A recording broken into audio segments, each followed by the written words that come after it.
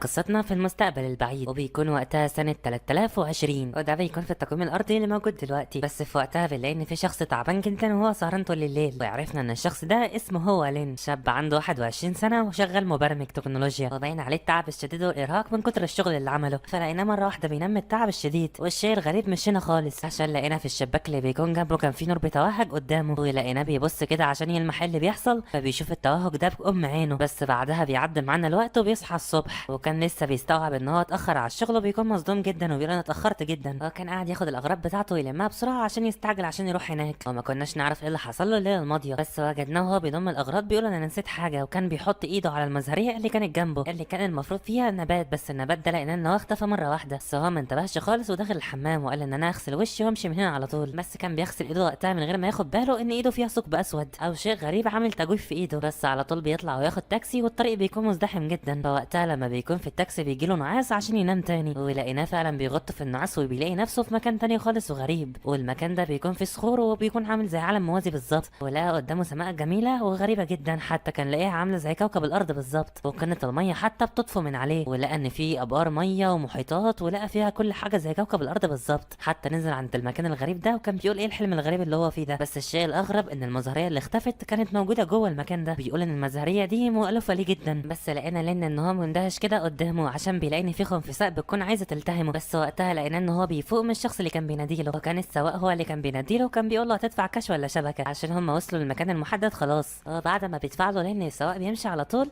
ولين بيكون وصل للشركه اللي شغال فيها، وكان عند مكتب المدير اللي كان قاعد يزعق له وقتها، وكان قاعد يزعق لفنه ويقول له هو انت كل شويه تتاخر ولا ايه؟ دي المفروض هتكون اخر فرصه اللي اديها لك عشان انت بقيت بتتاخر كتير، وانت المفروض تحترم قواعد الشركه. والشخص ده بيكون لئيم جدا. نعرف ان الشخص اللي كان بيزعق له ده رئيس قسم الابحاث، وده مدير لين حاليا دلوقتي. بس لان طبعا كان بيحاول يبرر موقفه ان هو اسف، بس الشخص ده بيكون لئيم وبيقول له اسف على ايه؟ انت مش محتاج تعتذر عن اي حاجه، بس انت لو عايز فعلا تعتذر تاخد بعضك واغراضك وتمشي من هنا. وبيقول له ان الشركه بتاعتنا ما بتستحملش اشخاص غير مفيدين زيك. بس لان وقتها كان بيحاول يوضح له ان هو وصل في ميعاده وما اتاخرش ولا اي حاجه. بس لان ان مديره بيتعصب ويقول له انت حمار، انا قايل لك من يوم الجمعه تيجي قبل الشغل بنص ساعه، انت كل مره بتيجي على ميعادك المظبوط ومش بتيجي زي ما بقول لك. ولان ساعتها بيكون متعصب جدا وكان بيبص له بازدراء ان هو قد ايه مدير مستغل جدا وعايز يستغل اللي قدامه باقصى طريقه. ولان كان قدامه كل نظرات الحقد والشر قدام عينه، حتى ان المدير بتاعه لاحظ وبيقول له وانت بتبص لي كده ليه؟ ما تاخد بعضك وتمشي وخلاص. فلان بيقولها بنفسه بيقول له انا هستقيل وخلاص. المدير ما كانش مصدق ان هو كان هياخدها بجديه، فوقتها كان بيتريق عليه وبيقول ان انت مش هتلاقي شركه احسن مننا ومفيش حد هيوظفك من بعدنا اصلا. وكان قاعد يهدده ان هو مش هيخليه يعيش تاني ولا ياخد مرتبه حتى. فلان وقتها بيقول له انا هستقيل وانتهى الموضوع خلاص. الرئيس ده بيقول له انت لازم تعمل خطاب استقاله عشان تاخد استقالتك الاول. فلان بيقول له ورقه الاستقاله دي بعدين، بس انا دلوقتي عايز اصفي حساب الشهر اللي انا ما خدتوش قبل كده. فرئيس الشغل كان واخدها مصلحه وبيقول له شهر ايه واحنا ليه ندفع لك اصلا؟ فلان على طول بيتعصب ويزعق فيه وبيقول له على الرغم ان انا استقلت فعلا، بس انا لحد دلوقتي ما استلمتش الراتب بتاع الشهر اللي فات. فالرئيس بتاعه بيقعد يزعق له بيقول له انت استقلت اهو، ده دلوقتي طالما استقلت لازم تدفع ثمن الرسوم فسخ العقد اللي ما بيننا. معنى كده ان في عقد كان ما بينهم هما الاثنين، لو لين اخلف في العقد مش هيستلم اي فلوس من الشركه. بس الرئيس هو اللي كان بيضحك عليه لان لين اصلا ليه شهر قبل كده فات، وكان قاعد يزعق له وقتها وبيقول له الرسوم بتاعتك حتى مش هتكفيها القبض. ولان وقتها كان قاعد يفتكر كل الكلام اللي كان قاعد يقوله له ان قد ايه هو شخص مستغل جدا، وكان هو كاتب شروط استغلاليه في قلب الورق ده قبل ما يمضي عليه. ما كانش عارف ان العقد ده هيكون مفخخ بالكلام، الشروط الاستغلاليه اللي يقدر يلعب بيها براحته. وكان بيفتكر اول لقاء ما بينهم هما الاثنين لما كان الرئيس بتاعه بيقول له مرحبا بك في الشركه بتاعتنا، وان احنا هنساعد حياتك المهنيه عشان تكون افضل واحسن. فوقتها لين بيتحرك وكان رايح لرئيس العمل، ورئيس العمل بتاعه كان بيقول له انت عايز ايه؟ فلين بيرزع الورقه على الترابيزه وبيقول له انا عايز الراتب بتاع الشهر اللي فات. فلين كان متعصب جدا وعايز يقتل الرئيس وبيقول له انا مش عايز كلامي تاني، انا عايز الراتب. فالرئيس وقتها بيكون مستغرب ويقول له وانت بتحاول تتمرد على القواعد؟ كان بيهدده ان هو يطلب له الامن، وكان حاطط ايده تحت المكتب عشان يضغط على الزر ويطلب له الامن. بس بعدها بنلاقي ان لين مسكه في حركه خاطفه، ولقينا ان لين اتغير 180 درجه عشان لقينا هاله بتقف بالشؤم في المكان كله، وكان ماسك الرئيس ومش سايبه خالص وكان قاعد يخنقه. وكان رئيس العمل وقتها كان بيقول له استنى انا هديك كل اللي انت عايزه سيبني. وساعتها لين كل اللي كان بيفكر فيه وكل اللي كان بيسمعه ان هو يقتل الشخص اللي قدامه، صوت في عقله بيحرض ان هو يقتله. وكان صوره الخنفساء بتتعرض قدامه مره تانية، وكان مبتسم جدا والصوت اللي جواه بيقول له اقتل. بس ساعتها بيكون في شيء غريب لان لين اللي كان ماسك الرئيس ده مش هو لين الاساسي، عشان لقينا نسخه من لين الطيب بيقول له ان هو يتوقف على اللي بيعمله ده، ان اللي هو بيعمله ده جريمه، وكان قاعد يزعق فيه علشان يوقف اللي بيعمله ده. فلقينا فعلا لين بيقف وبيسيطر على نفسه من الشيء اللي كان بيحاول يسيطر عليه. فلقينا الرئيس وقتها كان قاعد يكح على الارض، ولقيناه بعد وبعدها على طول بيروح يطلع الفلوس وبيقول له خد الفلوس اللي انت عايزها، ولان وقتها كان بيقول له ان انا هاخد الراتب بتاع الشهر الماضي بتاعي وخلاص، وهسيب لك الباقي عشان تعرف ان انتوا اللي حراميه مش انا، اصيل يا ابني والله. وبعدها بيسيبه ويمشي وبنلاقي ان هو قفل الباب خلاص. فرئيس العمل بتاعه لقينا ان هو ماسك الهاتف وكان قاعد يرن على شخص، ولقينا الشخص اللي بيكلمه ده بيكون اسمه تشانج، وبيقول له يا رئيس شانج شكل كده لقيت لك شخص متحول. بس بعد كده بنلاقي ان لين قاعد على احد السلالم وبيقول هو ايه اللي حصل ليا الفتره دي، في حاجه مختلفه فيا، وكان قاعد يفكر هو ايه اللي بيحصل. فبيلاحظ ان على ايده شيء غريب، بس اليوم ده بيكون ممطر. وبعدها بنلاقي ان لين كان قاعد يشرب ميه وكان روق على حاله، وكان واخد باله ان الزرعه كان مختفيه وهي نفس الزرعه اللي كانت في الواقع بتاعه، وكان طبعا كان شايل هم وكان قاعد يفكر هو ايه اللي بيحصل له دلوقتي، وان ايه الشيء الغريب اللي ظهر له ليله امس عشان كان في ضوء غريب كان خارج النافذه. وبعدها غمض عينيه وما كانش عارف ايه اللي حصل له وقتها، وكان قاعد يفكر وبيقول انا فحصت جسمي دلوقتي وكان هو الشيء الوحيد اللي مختلف في جسمي لحد دلوقتي. فكان بيتكلم على ايده اللي شكلها متغيره وبيكون عامله زي الثقب الاسود، بس هو متنح لايده بنلاقي ان في طاقه بتطلع من ايده، ولقيناه بيتسحب ولقينا ان هو في مكان تاني خالص، وبيكون وسط جبال وكان في نهر موجود، وبيكون مستغرب من كل حاجه عشان ده بيقول هو ده جسدي ولا ايه، عشان ده نفس الموقف اللي عدى بيه الصبح، ان هو الصبح شاف كوكب وشاف حاجات غريبه كتير في امواج وصخور، وده نفس المكان بالظبط. وكمان بيتفاجئ لما بيلاقي ان الزرعه النبته دي بتكون لسه موجوده، وبيقول فعلا دي النبته اللي كانت على المكتب شكل ان الثقب اتلحق. ولما كان بيبص كده وكان قاعد يحلل الوضع بيقول ان كل حاجه موجوده قدامه دلوقتي شكل الثقب الاسود هو اللي ابتلعها، بس كان بيقول ان في حاجه جوايا بتقول لي ان شكلي انا اقدر اسيطر على حاجه، عشان لقينا مره واحده ان الارض بتهتز ولقينا ان هو شق الجبل نصين، هو بيحس ان في حاجه جواه بتقول له ان هو يقدر يتحكم في كل العالم اللي هو عايزه. فلقينا فعلا ان هو قدر ان هو يتحكم فيه، عشان وجدنا ان الجبل اتقسم نصين وكان في نهر طالع منه، وبنعرف وقتها ان لين بحركه واحده من ايده قدر ان هو يقسم القاره لنصفين، وعمل شك في الجبلين خلاهم يكونوا زي الانهار بالظبط. ولين وقتها كان قاعد يبص لحاجه تحت، لان ان هو كان بيبص على خنفساء وحده القرن اللي كان شايفها الصبح، وكان قاعد يفكر فيها ويحدق لها كتير، بس لقيناه على طول بيبص لايده وبيقول السبب الثقب الاسود اللي معايا. بس وقتها لين بيكتشف اخطر شيء هو عنده، لانه بيقول ان انا قدرت كده ان انا اسيطر على الحاجات، وبيقول ان شكلي كده ورثت الحاجات الطبيعيه بتاعه الحيوان، عشان هو قدر يشعر بشويه سمات كانت عنده، وفهم وقتها ان قوه جسده اتضاعفت بشكل كبير بسبب الخنفساء، عشان الخنفساء معروف عنها ان هي قويه جدا تقدر تشيل الاثقال باي اوزان. وبعدها لين بيحكي لنا ان الخنفساء مش كويسه في ده بس،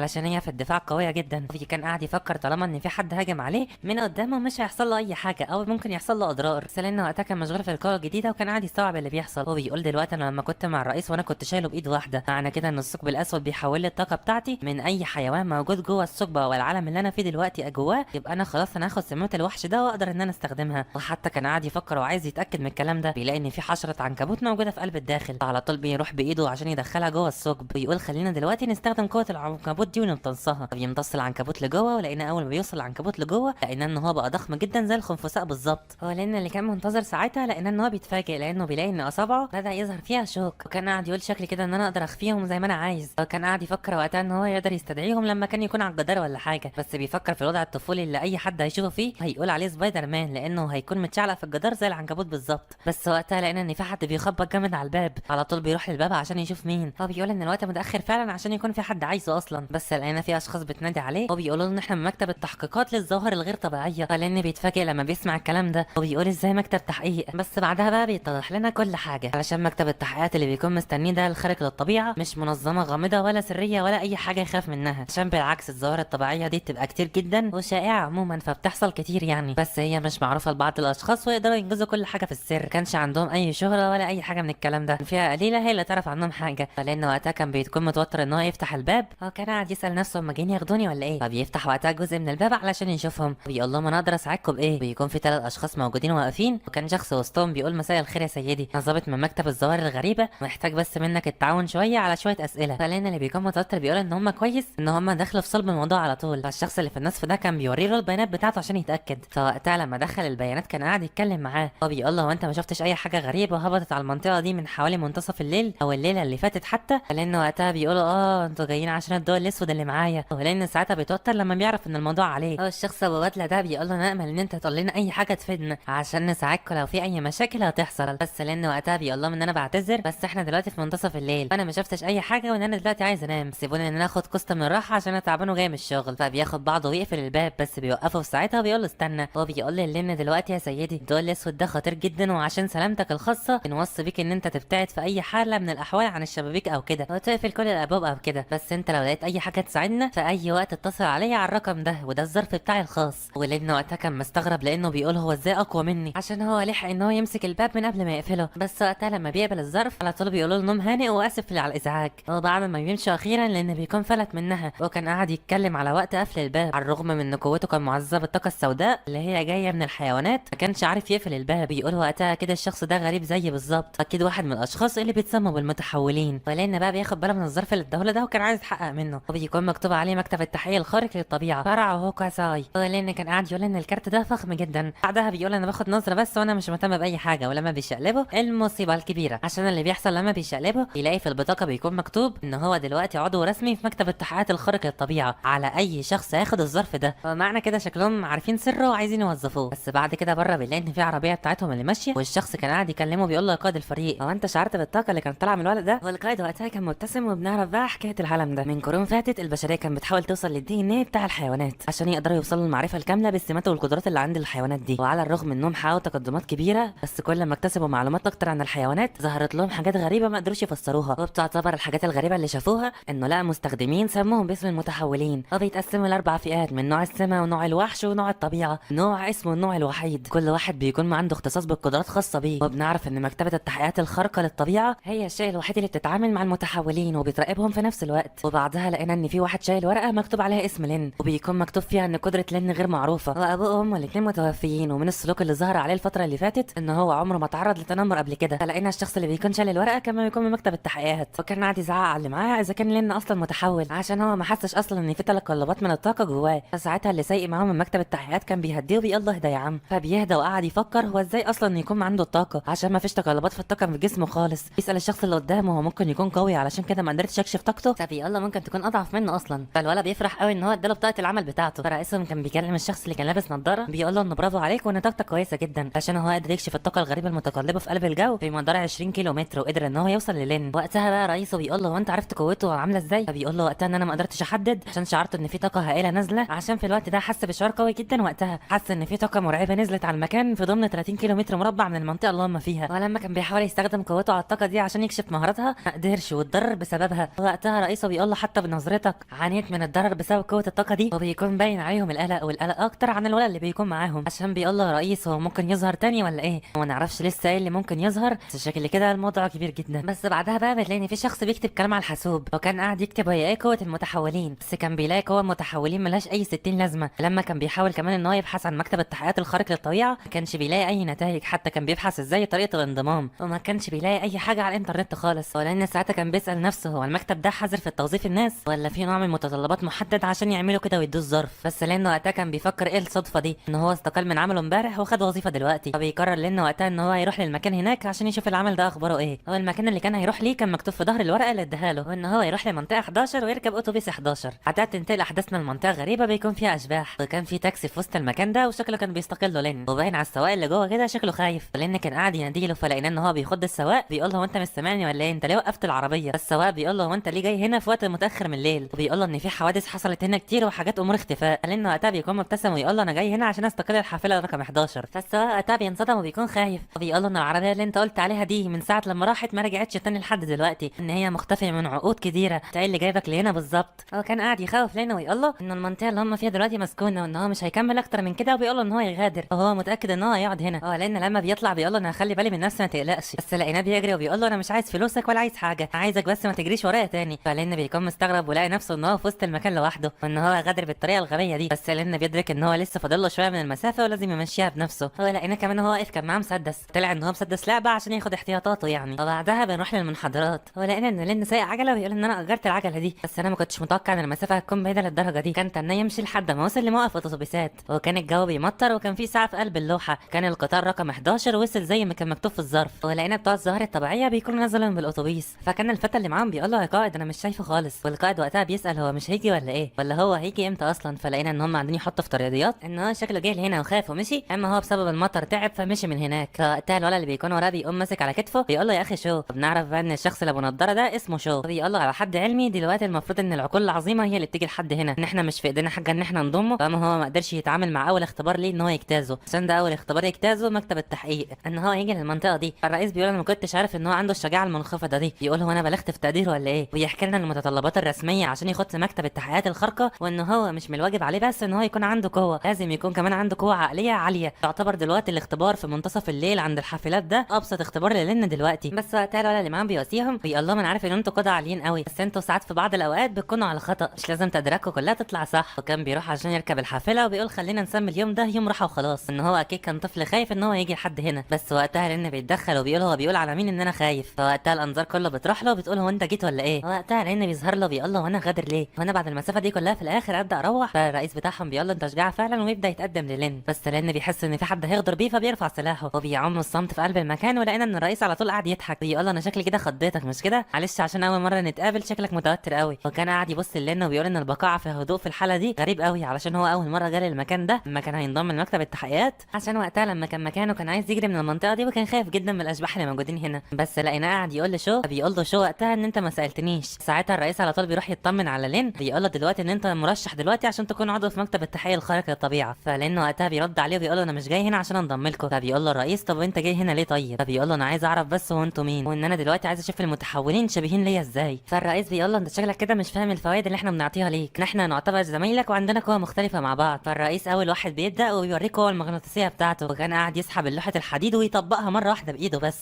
وكان لين مصدوم بيقول له انت عندك تحريك مغناطيسي. والرئيس بيخبره وقتها ان هو من الرائع ان انت تتحكم في المغناطيس، بس لسوء الحظ لحد دلوقتي ما يقدرش يسحب بالقوه المغناطيسيه بتاعته دي اكتر من 65 كيلو جرام، يا اما هيضاعف الجهد بتاعه شويه. ولما لين كان قاعد يساله عن الشخص التاني اللي كان بيقول له هو خايف ده، امال انت قوتك ايه يا عسل. بيقول له انا اقدر احول جسمي لفولاذ. بيقول له القوه دي سخيفه جدا. والولد مصدوم ان هو بيقول له سخيف. وقتها لين كان قاعد يبص على شو بيقول له انت بتحضر بيه على طول كده، عنده قوه عقليه او بصريه عشان كده بيبص بعينه على طول. وقتها الرئيس بتاعهم بيقول لهم دلوقتي يلا بينا نمشي، احنا عرفنا عن نفسنا عنه وقدراتنا، خلينا نمشي من هنا. فلان لما بيشوفهم بيمشوا خلاص بيروح معاهم، خلاص بيروح للمقر اللي بيكون هناك. والمقر بيبقى اوسخ مقر هيشوفه في حياته، عشان بيتصدم لما بيشوف المقر ده. الرئيس بيقول له يا عم احنا غلابه يا عم فكك من الموضوع ده، ادخل بس وانت هتشوف اللي بيحصل جوه. فلان طموحاته كلها بقت بالفشل عشان مفكرها هتكون شركه كبيره وضخمه، بس طلعت في الاخر حته خرده. بس مش هنحكم دلوقتي عشان القصه اسطوريه. ولما بنخش لقينا ان هو بيرمي ظرف مكتوب عليه 3، ده اسم المتحول اللي بيبحثوا عنه. وقتها لما بيخشوا يقعدوا بيكون الولد الاصفر ده اللي لسه هنعرف اسمه بعدين بيكون هيصنع لهم شويه مكرونه كده. لان وقتها بيحتكرهم كلهم عشان كان مفكرهم منظمه كبيره جدا، وخيبه الامل بتكون على وشه خالص. بس على طول القائد بيقول له في ايه، بيقول له اكيد انت بتشعر بخيبه الامل مش كده ولا ايه. فلان بيقعد يعيط له بيقول له انا مش جاي في منتصف الليل عشان اشوفكم بتطبخوا مكرونه ليا. فالولد الاصفر بيزعق له بيقول له انت من حظك ان انت هتاكل مكرونه من ايدي اصلا. فالرئيس بيقول له ان احنا مش هنقدر نشتغل ولا نقول لك حاجه على معده فاضيه. لان وقتها كان عايز يجيب من الاخر معاهم. دلوقتي المنظمه بتاعتكم دي بتحتوي على كام شخص بالظبط. وبيقول له هو انت متاكد ان المنظمه دي ما فيش الا ال3 بتوعكم بس. فلقينا ان الولد بيزعق على طول بيقول له ازاي المدينه كامله كده اتحكم فيها احنا ال3 بس. بيقول له كويس عشان انا كنت بعتقد ان انتوا بس. بيقول له الرئيس بيجلطه ساعتها وبيقول له ان احنا 6 والستة دول بيك انت كمان. لان بيحس بخيبه امل اكبر وبينزف دم. فوقتها بيكون هيغادر بس بيرجع تاني. بيقول له هو انت بتهزر معايا ولا دول الاعضاء بجد. فالرئيس بيقول له وانت فاكر نفسك ان كل المتحولين هيكشفوا على نفسهم، متحولين مش شائعين في البلد دي. ولان بيتفاجئ ساعتها بيقول له معنى كده ان هم نادرين فعلا ولا ايه. بس بيقول له ان في عدد من المتحولين مخبيين نفسهم، انت بتعتقد ان كلهم هيكشفوا نفسهم ازاي. وقتها بيقعدوا على الغداء وياكلوا. بيقول انتوا قلتوا ان انتوا 5 منكم موجودين صح، ما فين الاثنين اللي موجودين دلوقتي. بيقول له ان احنا مش عارفين هم فين دلوقتي بس هم قريبين هيجوا. وقتها بيحصل حاجه غريبه عشان عيون شو وقتها بتشوف حاجه غريبه كون هاله دماء قاتله. بيقول متحول رقم 3 ظهر تاني، في طاقه باينالي ان هو موجود هناك. فعلى طول وقتها بياخدوا نفسهم ويمشوا، بيركبوا المكنه وبيسيبوا لين ويمشوا من هناك. لان لما بيطلع بيقول لهم طب وانا، فبيسيبوه ويمشوا. بس لين وقتها كان بيبص للعجله بتاعته اللي هو كان مأجرها. بعد كده موتوسيكل الفرقه لقيناهم انهم وصلوا للمكان. الولد بيقول ان احنا كده اتاخرنا جدا، كانوا قاعدين يقولوا ان رقم 3 ده قام مراوغ جدا وقدر ان هو يهرب بسرعه، وقدر يعمل كل الاعمال الوحشيه دي في البنت اللي قدامهم. والبنت بتكون ميته على الارض تاكل جزء من اجزائها. الرئيس بيزعل وقتها وبيقول له احنا هنمسكه امتى، انا مش هقعد اتفرج كده كتير على كل واحد بيتقتل قدامي. وقتها شو بيهديه وبيقول له دلوقتي ان شاء الله هنمسكه ده لو كان شبح. ساعتها شو بيحس ان في حد جاي، بيقول ان الطفل اللي احنا سيبناه في المقر جاي ورانا دلوقتي. على طول بيزعق وبيقول هو جاي ورانا ليه، مش ممكن يقابل الوحش قدامه. بس بعدها بنروح لاحد الشوارع اللي بيكون اسمه شارع شيلي. بيكون في بنت وولد ماشيين في الشارع. بس وقتها اللي بيقابلهم ان لاني كان ماشي باقصى سرعه عليه، وكان باين عليه ان هو تعبان جدا وسط وهو ماشي. فبيقولوا علينا ان هو يشبه الكلب وكمان وحيد. يقعدوا يتريقوا عليه وبيقولوا ان هو كلب سنجل وحيد. كان الولد والبنت دي بيقولوا ان هم يروحوا للنهر عشان ياخدوا قسط من الراحه. بس وقتها لان بيكون وراهم بيقول لهم انتوا لازم تكونوا حذرين وتخافوا على نفسكم. كان طالع من لنا هاله شؤم وبيخبرهم هو انتوا مجنين انتوا الاثنين، انتوا مش عارفين ان المكان ده موجود فيه اشباح بتطارد اي شخص. اخر مره كان في تقرير ان في شخص مات هنا، انتوا مصممين برضك تقعدوا هنا. كان قاعد يراقبهم بكل الطرق. فعلا الولد والبنت بداوا يتوتروا، يقولوا هو في شخص هنا فعلا مات قبل كده ولا ايه. البنت بتفتكر وبتقول صحيح هي سمعت بلاغ قبل كده. فلان بيرعبهم اكتر ويقول لهم ان انا سمعت ان كمان ان الشخص ده كان بنت، ان الوحش اللي بيظهر في المنطقه دي بيستقصد البنات الجميلات اللي هي بتكون زيك بالظبط. والولد والبنت بيكونوا خايفين جدا وشكلهم كده كانوا هيعيطوا. بس لقينا في لحظه شجاعه من الولد الغبي ده يقول للين هو انت جاي تهددنا هنا ولا ايه وتخوفنا كمان. بس لين وقتها بيبص له وبيقول انا جاي هنا بس عشان احذركم انتوا تتركوا المكان ده وتروحوا، ده احسن لكم يعني. بس لين بيفكوا منهم ويمشي، بس الواد اللي يكون مع البنت ده كان قاعد يشتمه. وقتها البنت بتناديله باسم وانج وبتقول له يلا نمشي من هنا عشان هي بدات تخاف جدا من الكلام ده. وقتها بيكونوا ماشيين هما الاثنين، بيكون غبي وانج ده بيكون خايف اكتر من البنت كمان. ابي الله يلا بسرعه عشان نروح للمنزل احسن. بعدها لين بيكون ماشي في طريقه وبيحس ان في حاجه غلط، لما بيقف بيلاقي ان في ريحه دماء موجوده في المكان. بيقول ان الحواس بتاعتي بقت اقوى من الاول من بعد ما اكتسبت القدرات دي. بس وقتها اللي بيفاجئ لين ويقلقه ما بيسمع الصراخ جاي من ورا. بيقول هم دول الاثنين اللي قابلتهم نفس الصراخ بتاعهم مش كده؟ بيقول اكيد وحش رقم 3 ظهر في المكان. بيقول دلوقتي انا لو حتى رجعت لهناك لسه قوتي يعتبر مستيقظه وانا ما عنديش اي حاجه اواجه بيها اي حد، انا اقوى من البشر العاديين بس مش عارف قدام الوحوش هعمل ايه. بيقول انا ما عنديش لحد دلوقتي اي قدرات مفيده. بس بيقول في ساعتها ان انا انسى الموضوع، الاثنين دول اصلا ما كانوش طيبين في الاول علشان اساعدهم. بس وقتها ضمير لين بيأنبه بيقول اللعنه لازم ارجع لهم دلوقتي، مش هحب اشاهد اتنين طبيعيين يموتوا قدام عينيا. فساعتها بيتجه على طول ناحيه المكان علشان يساعدهم باي طريقه. ولما بننتقل هناك للاحداث بنلاقي ان الديب قاعد يعوي، وكانت البنت قدام الوحش مرعوبه جدا ان صاحبها مات قدام عينيها. والوحش بياخد باله من حاجه وكان بيبص هناك، لان هو اللي كان وصل ساعتها كان مصدوم لانه خلاص قتل الراجل فعلا. بس وقتها لين بيسرع ويقول لها يلا قومي عشان تجري من هنا. بس البنت وقتها قاعده تعيط وتقول له انا مش قادره اقف وان هي محتاجه مساعدته. بس الوحش ساعتها كان بيجهز نفسه علشان ينقض عليهم، ولان بيقول الموضوع ده مش جيد ابدا عشان هو بدا في الهجوم فعلا وبدا يتجه ناحيتهم. بيقول هو هيعمل ايه وبيقول افكر فبيجي قدامه صخره عشان يهاجم بيها. بس وقتها الوحش كان هيفترس البنت اللي وراه، فالبنت الغداره دي بتقوم ماسكه لين راميها قدام الوحش وبتاخد بعضها وتجري على طول. هو لين كان قاعد يبص لها بنظرات غريبه، كان مش مصدق ان هي غدرت بيه وسابته. فوجدنا فعلا ان الوحش قدر ان هو ينقض على لين، قدر ان هو يخترق بطنه. بس بعدها في الاوقات دي بيلاقي ان اصحابه بيكونوا راكبين المكنه ومتوجهين ليه علشان شو حس بتقلبات طاقه وكان رايح ناحيه المكان. بنرجع للين وقتها اللي بيقول ان انا مش عايز اموت كده، انا مش بعد ما عشت اكتر من 20 عام. اخيرا حانت اللحظه ليه ان هو يتغير لاخر مش هيقدر يستغلها وهيموت دلوقتي. بس لين بيقاوم وبيقول لا انا لازم استغلها باي طريقه. هو كان بيمسك الصخره والوحش بيكون وراه خلاص. بس ساعتها لين على طول بيرمي الصخره فوق دماغه، والذئب ساعتها ما بيحصلوش اي ضرر ولين بيتفزع من القدره دي. فلقينا ان الوحش ما بيسيبش لين عشان لقينا ان هو بيديله ضربه قويه جدا بترميه لبعيد. فلقينا ان لين متكسح على الارض ومش قادر يتحرك، والوحش خلاص كان بيوصل للين. فاول ما بيوصل للين بنلاقي ان هو بسك يشيله، وبعد ما شاله بيكون بيجهز نفسه عشان ياكله. لكن لين كان قاعد يقول هي دي النهايه ولا ايه؟ عشت حياه ملهاش اي قيمه. انا قاعد يفتكر في كل الحاجات اللي كانت قدامه، يقول انا بس قادر ان انا اشوف الابطال دولت على شاشات التلفزيون وخلاص، وان انا ما اقدرش ان انا اكون واحد زيهم مشهور. ده الفرصه اللي جات له عشان يشتهر فيها ان وقتها بيهرب من الوحوش عشان ما كانش عنده اي قدره زيهم، ان هو برضك ما كانش عايز يموت عديم الشفقه كده ولا يعمل اي حاجه. بس لان بيبتسم ويقول ان انا مش هموت بالطريقه دي، كان حاطط ايده على ايد الوحش بيقول ان انا مش هموت كده، انت لو هموت لازم تتألم. لقينا ان هو بيمسك جلده وبيشيله من مكانه، كان قاعد يضحك جدا وبيقول له لازم تحس بالالم. فلقينا الوحش فعلا بيحس بالالم وبيترك لنا على الارض. فلان اخيرا عارف يتنفس شويه. الشيء الاحسن والاعظم لقينا ان الثقب الاسود بيمتص الشيء اللي كان اخده من الوحش اللي هو الجزء من دراع الوحش. الثقب الاسود لما بيبتلعوا ويدخلوا لجوه للكائنات دي اللي هي الخنافس، لقيناهم ان هم بياكلوها. فلقينا ان الخنافس دي اتغيرت 180 درجه وبقت خنافس مستذئبه. فلقيناهم بيطيروا على شكل دموي، كان باين عليهم اتغيروا 180 درجه. لقينا لانه وقتها بيحس بتغير، يحس ان جسده بيحصل له حاجه غريبه، بيقول حاسس ان هو بيحترق من جوه. لقينا ان هو بيمسك جسمه وبيطلع من تاني، لقينا ان هو بيطلع فيه هاله دمويه بتخرج منه. ولقينا ان الوحش عايز يهجم عليه عشان يقتله. الوحش بيهجم عليه في لحظه خاطفه عشان يوصل له، بس لقى ان لين اختفى من قدامه. كان وقتها كان بيبحث عنه بس لين بيكون وراه وبيقول له هو انت بتدور عليا ولا ايه؟ لما الوحش لما كان بيبص لين كان بيتدفق منه هاله قويه جدا، بيقول له شكله كده الوقت حان عشان ادفعك الثمن. فالوحش بيعوي قدامه علشان يهجم عليه، بس لين بيتفادى الضربه بتاعته اللي كان هيضربه بيها. فبيقول له شكلك كده بقيت بطيء او ضعيف. ولين وقتها بيقول له جا دوري بقى عشان تدفع الثمن. فلقينا ان هو بيجمع الطاقه بتاعته كلها في ايده وبضربه قويه جدا لقينا ان هو بيفجر الوحش، والطاقه المندفعه بتكون قويه جدا لدرجه ان شو بيشوفها بيقول في انبعاثات طاقه جايه من هناك. كان بيحذر بيها الفرقه علشان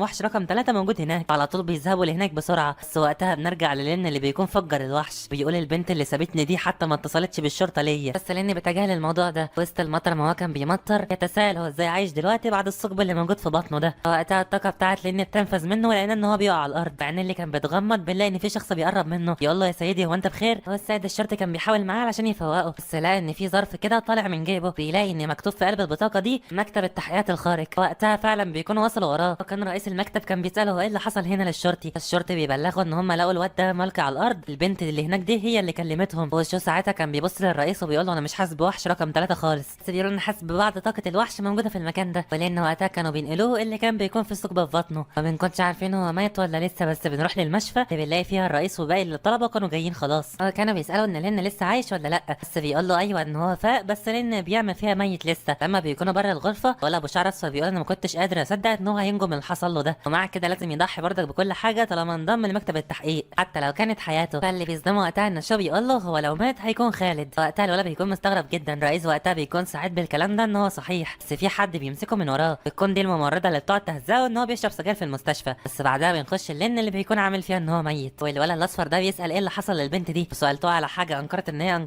تم انقاذها ولا انقذته. فشو بيقول هتقول ايه يعني، اتعرضت لصدمه كبيره جدا من اللي شافته قدامها وما قالت لهمش اي حاجه مفيده. الولد الاصفر ده بيقول له هي حتى ما شهدتش ان لين انقذها. فشو بيقول له بالطبع لا، عشان هي اصيبت بصدمه كبيره وما قالتش اي حاجه. ولان ساعتها اللي كان شافهم قاعدين يتكلموا بيقولوا ازاي ما تتذكرش اي حاجه المعتوهه دي. بس بعدها لان اللي ما بيقدرش يتجاهله فعلا انه رجل شو قدامه بالظبط، فبيقول هي دي الطريقه اللي بتعامل بيها الناس تعبانه. بس لان بينتبه بقى للولد الاصفر ده لما كان بيكلم القائد، نعرف ان القائد اسمه سونيور لي، نسميه لي للاختصار. يقول له انت بتظن ايه من الولد ده وقدراته، هم عارفين بقى ان هو بيستعبط. فالرئيس لي وقتها بيقول ان الواد ده عديم النفع وما يستطيعش تحمل اي حاجه. فالولد الاصفر بيقول له ازاي يا عم، مش كان لسه قتل الوحش؟ بس الرئيس لي كان لسه مصمم على قراره وكان قاعد يجرحه وكان قاعد يزعق فيه وبيقول له حتى لو ما قدرش يتغلب على وحش من الرتبه سي، لو مات دلوقتي مش هيملك اي فرصه عشان يتعلم ازاي ينقذ الناس، ان هو ضعيف وما يستطيعش يعمل اي حاجه. وبعدها شو بيقول له اذا كان ممكن يكون في متحول تاني هو اللي انقذهم، الشخص الغامض ده هو اللي انقذ الطفل ده هو كمان وهو ما عملش اي حاجه. فلان بيقول شخص غامض مين، انتوا هتكذبوا ولا ايه؟ لان شو بيكون عارف ان هو بيمثل، بيقول بقى وقف عن التمثيل وبيرميه من على السرير. فعلى طول لان بيعدل نفسه وقتها وبيقول فيها ايه يعني لو انقذت اي حد، لان الولد الاصفر على طول بيرمي نفسه عليه. لان بيقول يخرب بيتك ابعد عني يا لزق انت. على طول بعد ما بيطمن عليه بيقوم ضربه على كتافه، يقول له خلاص بس انا كنت بطمن عليك. فلان بيقول له انت عايز تموتني ولا ايه، انا لسه مصاب يا غبي. يقول له بس انا كنت بلمسك. ما كانوا قاعدين يتخانقوا مع بعض ويهزروا. بعدها على طول لان الرئيس ليه بيمسكه يقول له هو انت غبي، انت كنت واحد بوسه بس وان انت تموت، ان هو لو ما كانش في شخص غامض ظهر لك وانقذ حياتك كنت تموت. واللي كان قاعد يصرخ فيه وبيقول له انت دلوقتي ممكن كنت في السماء او بدل ما تكون في المستشفى ممكن كنت تكون ميت. طب فكر ان المكتب التحقيقات ماشي كده وخلاص، مش هخلي اي حد من المرشحين عندي يموت، انا مش هسمح لك ان انت تخاطر بنفسك مره تانية، انت فاهمني ولا لا؟ ساعتها لان بيبتسم ويقول له انا فهمت خلاص. ساعتها بيسيبوه يمشوا، بيقعد ممدد على السرير بيلاحظ حاجه وبيقوم، بيلاحظ حاجه وبيقوم، بيقول احيه دلوقتي مش انا المفروض ان انا اخد مكافاه بعد ما قتلت الوحش؟ دلوقتي هم مفكرين شخص غيري هو اللي قتله وانقذني، دلوقتي انا خاطرت بنفسي على الفاضي وخلاص. يقول اخ يا ريتني كنت قلت لهم وخلاص واخدت المكافاه. وكان قاعد يعيط ويقول حتى لو اكتشفوا ان انا الشخص الغامض ده هيعملوا ايه بالظبط. بس وقتها بيفتكر حاجه ان هو امتص امبارح حته من الوحش، عايز يعرف بقى جوه الثقب الاسود ده ان العالم بتاعه اتغير، حصل فيه حاجه ولا لا. لما بيدخل العالم بتاعه الخاص ان في اشكال حيوانات بدات تتجسد في العالم بتاعه، لان الخنافس معظمها اتطورت وفي حشرات كبرت واتطورت اكتر. بيبص حتى الخنافس بيكونوا اشكالهم غريبه جدا، خنافس بقت ضخمه واشكالهم بقت غريبه وفي حشرات كتير جدا، سواء كان بيكون مهتم اكتر بالخلايا اللي بيكونوا ملتصقين ببعض. وبيقولوا دلوقتي طالما في انقسام ما بينهم معنى كده ان الخلايا اللي هو شايفها قدامهم دلوقتي ممكن يتحولوا لاجناس مختلفه منها ذكر وانثى، وده هيساعدوا ان هم يتزايدوا في الذكاء، قوتهم هتكون مختلفه عن بعض. بيقول ده ممكن يكون خطير عليه بس هو دلوقتي لازم يغامر برضك. بيكون فرحان وكان قاعد يتمدد على السرير، بس بيلاحظ حاجه غريبه، بيلاقي رقم على الطاوله بتاع الممرضه. ما شافت ليه كان بيتخانق مع لين كانت حبته، بس وقتها بيرمي الورقه من الشباك يقول ان هي ما عندهاش ولا فرصه واحده حتى. بس وقتها بنلاقي عربيه فخمه وصلت للمكان وكان في ناس كتير قاعده تهتف بشويه، وشويه دي بتطلع بنت مشهوره وبتخرج من السياره، وكانت بتكون مشهوره جدا لدرجه ان الكل بيسالوها هي بتعمل ايه هنا، صديقها مين اللي جايه عشانه. بتقول فعلا ان انتم محكين في حاجه واحده، ان هي ليها صديق هنا ولازم تيجي تزوره. بتكون بتعرف باسمه انه اسمه لين. يا ترى في الحلقه اللي فاتت لما شفنا ان لين قاعد يتهزق من الرئيس ليه عشان الرئيس ليه ما بيحبش اي حد من اللي معاه يموتوا ولا يحصل اي حاجه للناس البريئه، وهم ساعتها ما كانوش يعرفوا ان هو اللي قتل الوحش اصلا، وبيقولوا له ان هو لو كانش الشخص الغريب ده ظهر ان هو زمانه مات خلاص. بس اخر حاجه حصلت بقى لما سابوه مشي، وكانت في بنت بره المستشفى بتسمها شويه، وكان كل الناس قاعده تنادي عليها وتهتف لها باسمها، وهي قالت ان هي جايه عشان تزور صديق، الصديق ده بيكون هو لين. وقتها المعجبين بقى كلهم بيتنرفزوا وكلهم بيقعدوا يتعصبوا، وكانوا قاعدين يسالوا مين لين ده وان هو ما يستحقاش اصلا، قعدوا يرموا اليافط على البوتيجاردات بتوعها. بس لانها بعد كده كان بتخش المبنى، بس اللي كان جوه المبنى ان الممرضات كلها شايفينها على التلفزيون عارفين ان هي جايه عليهم، تحصل ضجه كبيره وبيطلع الضجه دي بسببها الممرضات اللي بيجروا في قبل الممر. ولان ساعتها لما بيسمع اسم شويه كان قاعد يفتكر هي مين دي، افتكر ساعتها وبيكون مبسوط ان هو افتكر، يقول ان الشخصيه دي المعروفه بملكه جمال اسيا اسمها شويه شيانج. بس وقتها بيستلقى على السرير وبيقول انا اصلا ماليش علاقه بيها ولا اعرفها من اساسه. بس وقتها بيبقى في اقدام جايه عليه وبياخد باله ان الباب بيتفتح، فبيلاقي شويه في وشه هي اللي داخله الباب. الممرضات لما بيشوفوها داخله لجوه بيقولوا ليها علاقه بالولد الفاشل ده ازاي، بس هي بعد ما بتخش بوتيجاردات بيكونوا وراها وبتقول لهم ان هم يمشوا من هنا عشان هي عايزه تتكلم معاه لوحدها. الممرضات كانوا قاعدين يعيطوا بره وبيقولوا على ان احنا بنحبك يا شويه. بس ندخل بقى لجوه عشان بنلاقي ان البت شويه دي بتبتسم، الابتسامه دي لما بيشوفها لين بيفتكر على طول الرئيس ليه ساعتها، يقول دي نفس الابتسامه بالظبط. فلين وقتها بيخاف جدا ويقول لها وانت مين اصلا وايه اللي جابك لهنا، هو انا حتى اعرفك؟ فشويه وقتها بتقول له ان هي تبع الرئيس ليه، فبيفهم لين ساعتها ان دي احد الافراد اللي كانت معاهم في الفريق اللي ما ظهرتش وقتها لما كانوا في المقر. فلين وقتها بيقول لها وانت روح، بتسكتها وبتقول ما تقولهاش بصوت عالي. بعدها قالت لي انا اول مره اسمع راجل جديد يقدر يقتل وحش باستخدام ايده في اول يوم ليه كمان. وبتقعد تقول ان انت شجاع فعلا وكده وقاعده تطبل له يعني. فبيقول لها لين وانت مش خايفه ان انت جيتي لحد هنا بتتعرفي على واحد زيي مش هيكون في فضيحه ولا ايه؟ فبتقول له ان هي مش مهتميه بالصحفيين اللي بره دول عشان هم بيجيبوا فضايح كتير وبيتلككوا على اي حاجه، وان هي جايه هنا عشان تعرفه بنفسها وخلاص. وبعدها بتدي له مكافاته بنلاقيه ان هو مصدوم. وبعدها بنلاقي ان هي طالعه من المكان والصحفيين كلهم اول ما مشيت على طول بيفتحوا الباب عشان يشوفوا لين. بس لين وقتها اختفى خالص وبيكون قاعد في التاكسي. هو كان وشه باين في مرايه التاكسي وكان متضايق جدا من اللي حصل له. بس ساعتها كان قاعد ينظر للشباك وبيفتكر اللي قالته له ان هي قالت له ان الرئيس ليه دلوقتي في ورطه كبيره وهنعرف الورطه دي قريب. عشان بعد كده بنتجه للكوخ اللي بنجد ان الباب بتاعه مفتوح ولقينا ان الرئيس ليه ماسك ولاعه ومولع الدنيا كده. بس لقينا اللي بيقطع في الوقت ده الولد الاصفر بيقول له شكل الروح هربت من مكانها. الرئيس ليه بيقول له انا ما عنديش اي فكره هي ازاي هربت من هنا. بيطلع المكان المستودع اللي هم فيه ده يطلع فيه الارواح والوحوش اللي خد منها في قلب المكان ده. فوقتها الولد اللي معاهم بيقول لهم هي دي مشكله ولا ايه؟ وشو وقتها بيقول له ان هو اصلا هي يعتبر مش هتاذي حد عشان قدرتها القتاليه تعتبر اصلا ضعيفه. بس الجزء الخطير هنا هي المزهريه دي اتكسرت ازاي لوحدها. هي لو عملت كده هتكون عملتها ازاي؟ او لو حد ساعدها حتى ليه ما كسرش باقي المزهريات؟ فوقتها ليه على طول بيقوم مخرج كتاب وكان بينادي على الولد الاصفر وبنعرف اسمه اخيرا. هو بيطلع اسمه جيانج وبيقول له انه قبل 3 سنوات الشخص اللي ختموه في البتاعه دي كانوا ختمينه من منطقه شيانج. كان مكتوب في الكتاب اللي كان قاعد يقراه كان مكتوب ان هو من 143 اكس. دي كانت الحقبه بتاعته اللي هي من 143 عام يعني. وكان هو تعبان. وساعتها جيانج كان بيضحك عليهم بيقول لهم الروح دي انا عارف انها كانت متعباكوا قوي انا الوحيد اللي قدرت اهزمها بضربه واحده مش كده؟ فلقينا ان ليه على طول بيضربه وبيقول له انا ما كنتش هناك حتى ساعتها اصلا. بس ساعتها بقى كانوا بيخشوا في صلب الموضوع وليه كان بيقول للشو انه دلوقتي من الجيد عليهم ان هم عارفين بعض الاشخاص بس هم اللي دخلوا هنا بس عشان ما حدش غيرهم يعرف المكان ده خالص. فالشو بيقول له بخلاف لين دلوقتي هو ما يعرفش اي حاجه عن الكلام ده. بس شو دلوقتي متاكد ان 5 اشخاص هم اللي يعرفوا المكان ده اكيد هيكون واحد منهم. بيقولوا يا ترى هم ولا لا. بس بعد كده بنروح للين اللي بنجد قدامه مجموعه من الوحوش اللي كلها بتبص له ان هي عايزه تقتله. هو لين وقتها بيكون خايف وبيقول هي الوحوش دي جت منين. وكانت الوحوش دي بتنقض عليه وهو ما كانش عارف يعمل اي حاجه. وجد نفسه ان هو مات في لحظه. بس ساعتها لين بيفوق مره واحده وبيطلع ان هو كان نايم في التاكسي. والسواق بيقول له اخيرا صحيت. بيقول له بس كان حلم يا عمي. فبعد كده اخيرا لما وصلوا لان كان نزل وكان ماسك حته ورقه بيقول انا شكلي وصلت للمكان الصح. فوقتها بقى بيرن الجرس وبيلاقي ان في شاشه اتعرضت قدامه الشخص بيكون شكله بائس كده. بيقول له انت مين؟ فلان بيرحب بالشخص ده وبيقول له انا جاي من تبع شويه وما حدش قال لك قبل كده ولا ايه؟ فبيقول انسه مين؟ مفيش انسه هنا اصلا. فلان بيتصدم صدمه عمره وبيقول هي البنت دي نصبت عليا ولا ايه؟ فوقتها بيقول خلاص انا اسف وبيمشي من المكان. وساعتها لان كان قاعد يفكر بيقول ازاي اللي بيحصل ده دلوقتي مش هي قالت لي ان في موضوع خطير مع ليه ودلوقتي انا جيت على العنوان اللي هي قالت لي اروح ليه وان انا ما ينفعش دلوقتي زي ما قالت لي ان انا اعرف معلومات لاي حد. وبعد كده بيقرر ان هو ياخد بعضه ويمشي بس بيعدي الفلوس اللي معاه وبيقول دلوقتي انا جعان قوي انا لازم اعرف انا هشتري بالفلوس دي ايه. فبيبدا يتحرك ويقول ان انا هوفر فلوس شويه واروح لمتجر النودلز. وقتها بيكون في عربيه منطلقه جنبه وكانت من قوه سرعتها كانت هتخبط لنا على طول. بس لنا اتفاداها في اخر لحظه وبيكون العربيه وقفت بعدها وبيخرج منها 3 اشخاص وبيكونوا بنتين وولد وبيكونوا هم واقفين قدام لنا وساكتين شويه. بس بعدها البنت اللي شعرها اصفر دي بتقول للبنت اللي وراها تكون اسمها ليلي بتقول لها انت تعرفيه؟ فبتقول لها وانا اعرف العم ده منين؟ فلان بيقول لهم وقتها انا عندي عمل مع الوصيه بتاعتك. فالبنت ليلي وقتها بتقول له مفيش اصلا في البيت. فلان وقتها بيقول لهم يعني انتوا ايتام انتوا 3؟ فليلي وقتها تتعصب وتكون عايزه تقتل لين ولان مش فاهم هي متضايقه ليه كده. بس في الجيوب لين بيكون في بطاقه والولد بياخد باله منها. ساعتها بيقول لين هو يا شويه اللي ارسلتك ولا ايه؟ بعد كده بندخل جوه القصر بنشوف الشخصيه اللي كانت قدام الباب لما كان شافها لين تطلع سيده في الاخر بتقول لين هو انت ليه ما قلتليش ان انت تبع شويه من الاول؟ لين طبعا هيتفاجئ لانه قال لها اول مره. بس بدا بقى ان هو اسلوبهم يكون كويس معاه وبدات ليلي تعرف عن البنت اللي جنبها وان هي بتكون افضل طالبه عندهم في المدرسه في الجمال. بس لين ما بيكونش مهتم وبيقول له ولا الوسيم اللي هناك ده ايه اخباره مش هتعرفينا باسمه برضك ولا ايه؟ فليلي بتتريق معاه وبتقول له ان احنا بنسميه بالاربع عيون. بس هو وقتها بيزعق ويقول ان هو اسمه جو. بس لين وقتها بياخد باله من حاجه غريبه عشان بيشوف تدفق الطاقه وبيسال هو ده تدفق الطاقه. هو كان ملاحظ ان وين عندها تدفق شديد في الطاقه وان ده دل على شيء فهم متحولين هم كمان. بس بعدها البت ليلي كان بتقول ان الحذاء اللي هو لابسه ده بيخص وين دي البنت اللي شعرها اصفر. فلين وقتها بيقول لها علشان كده البتاع ده ناعم وعاطر. فوين اول ما بتسمع الكلام ده تنحرج جدا. فعلى طول ليلي اول ما بتشوف كده على طول بتديله بايده على دماغه. وبعدها بتاخد وين معاها اللي بتكون محرجه وبتقول له انت لو قربت من غرفتنا هنقتلك. بتقول له ان هو وكح وما شافتش اوسخ منه. وبعد ما بيقفلوا الاوضه وتمر فتره صغيره ليلي وين كانوا قاعدين يتكلموا ان هم معاهم اقل من 40,000 ان هم دلوقتي هيعملوا ايه بال 40,000 بتوعهم دول. فالبنت ليلي بتقول ان احنا لازم نكسب شويه مكافآت. بتكون متضايقه جدا بس وين بتقول لها ان احنا اصلا ما قتلناش وحش رقم 3 فاحنا هنجيب مكافآت منين اصلا؟ فليلي وقتها بتقول ده هيكون خيارنا الوحيد. بعدها فتره صغيره لان كان قاعد مع الولد كانوا قاعدين يتكلموا سوا والولد جو كان قاعد يقول له انت اتنميت لمكتب التحيات ده عمرها ما حصلت من سنين وانت فعلا عشان قبلوك تبقى قوي جدا كده. فلان بياخد باله وبيقول له انت بتمدحني كتير. فالولد جو بيقول له ان انت متواضع جدا وان انت هتكون زي اخويا الكبير بالظبط. بس انا دلوقتي نسيت ان انا اقول لك حاجه. دلوقتي شويه كان عايزه مني ان انا اسلمك البتاعه دي. فلقينا بيطلع ورقه بيكون عليها اسم شويه والورقه دي كان ورقه انضمام لين للمدرسه اللي هم فيها دلوقتي ان البنت شويه عامله مدرسه عشان تجمع فيها المتحولين. وكانت كاتبه ليه ان هو ممتاز في الدراسه وبيحب زمايله قوي، وان شويه هي اللي موافقه عليه بنفسها. وقتها لين بيكون مصدوم، ازاي هلتحق بمدرسه ثانويه وانا عندي 24 سنه؟ وجو كان قاعد يكلمه ان انت لازم يكون عندك تمويه. كل اللي شغالين في مكتب التحقيقات نفسهم بالظبط كان بيحكي له ان على سبيل المثال انا وليلي بنكون اطفال تجار اثرياء، فعلشان كده واجب عليك يا لين انت وليلي تكونوا عضوين رسميين، فعشان كده بنضطر ليكم ان انتوا تخفوا هويتكم كويس. فلين وقتها بيستغرب ليه ليلي ازاي عضو رسمي لحد دلوقتي، عشان هي المفروض في المرحله الثانويه معاكم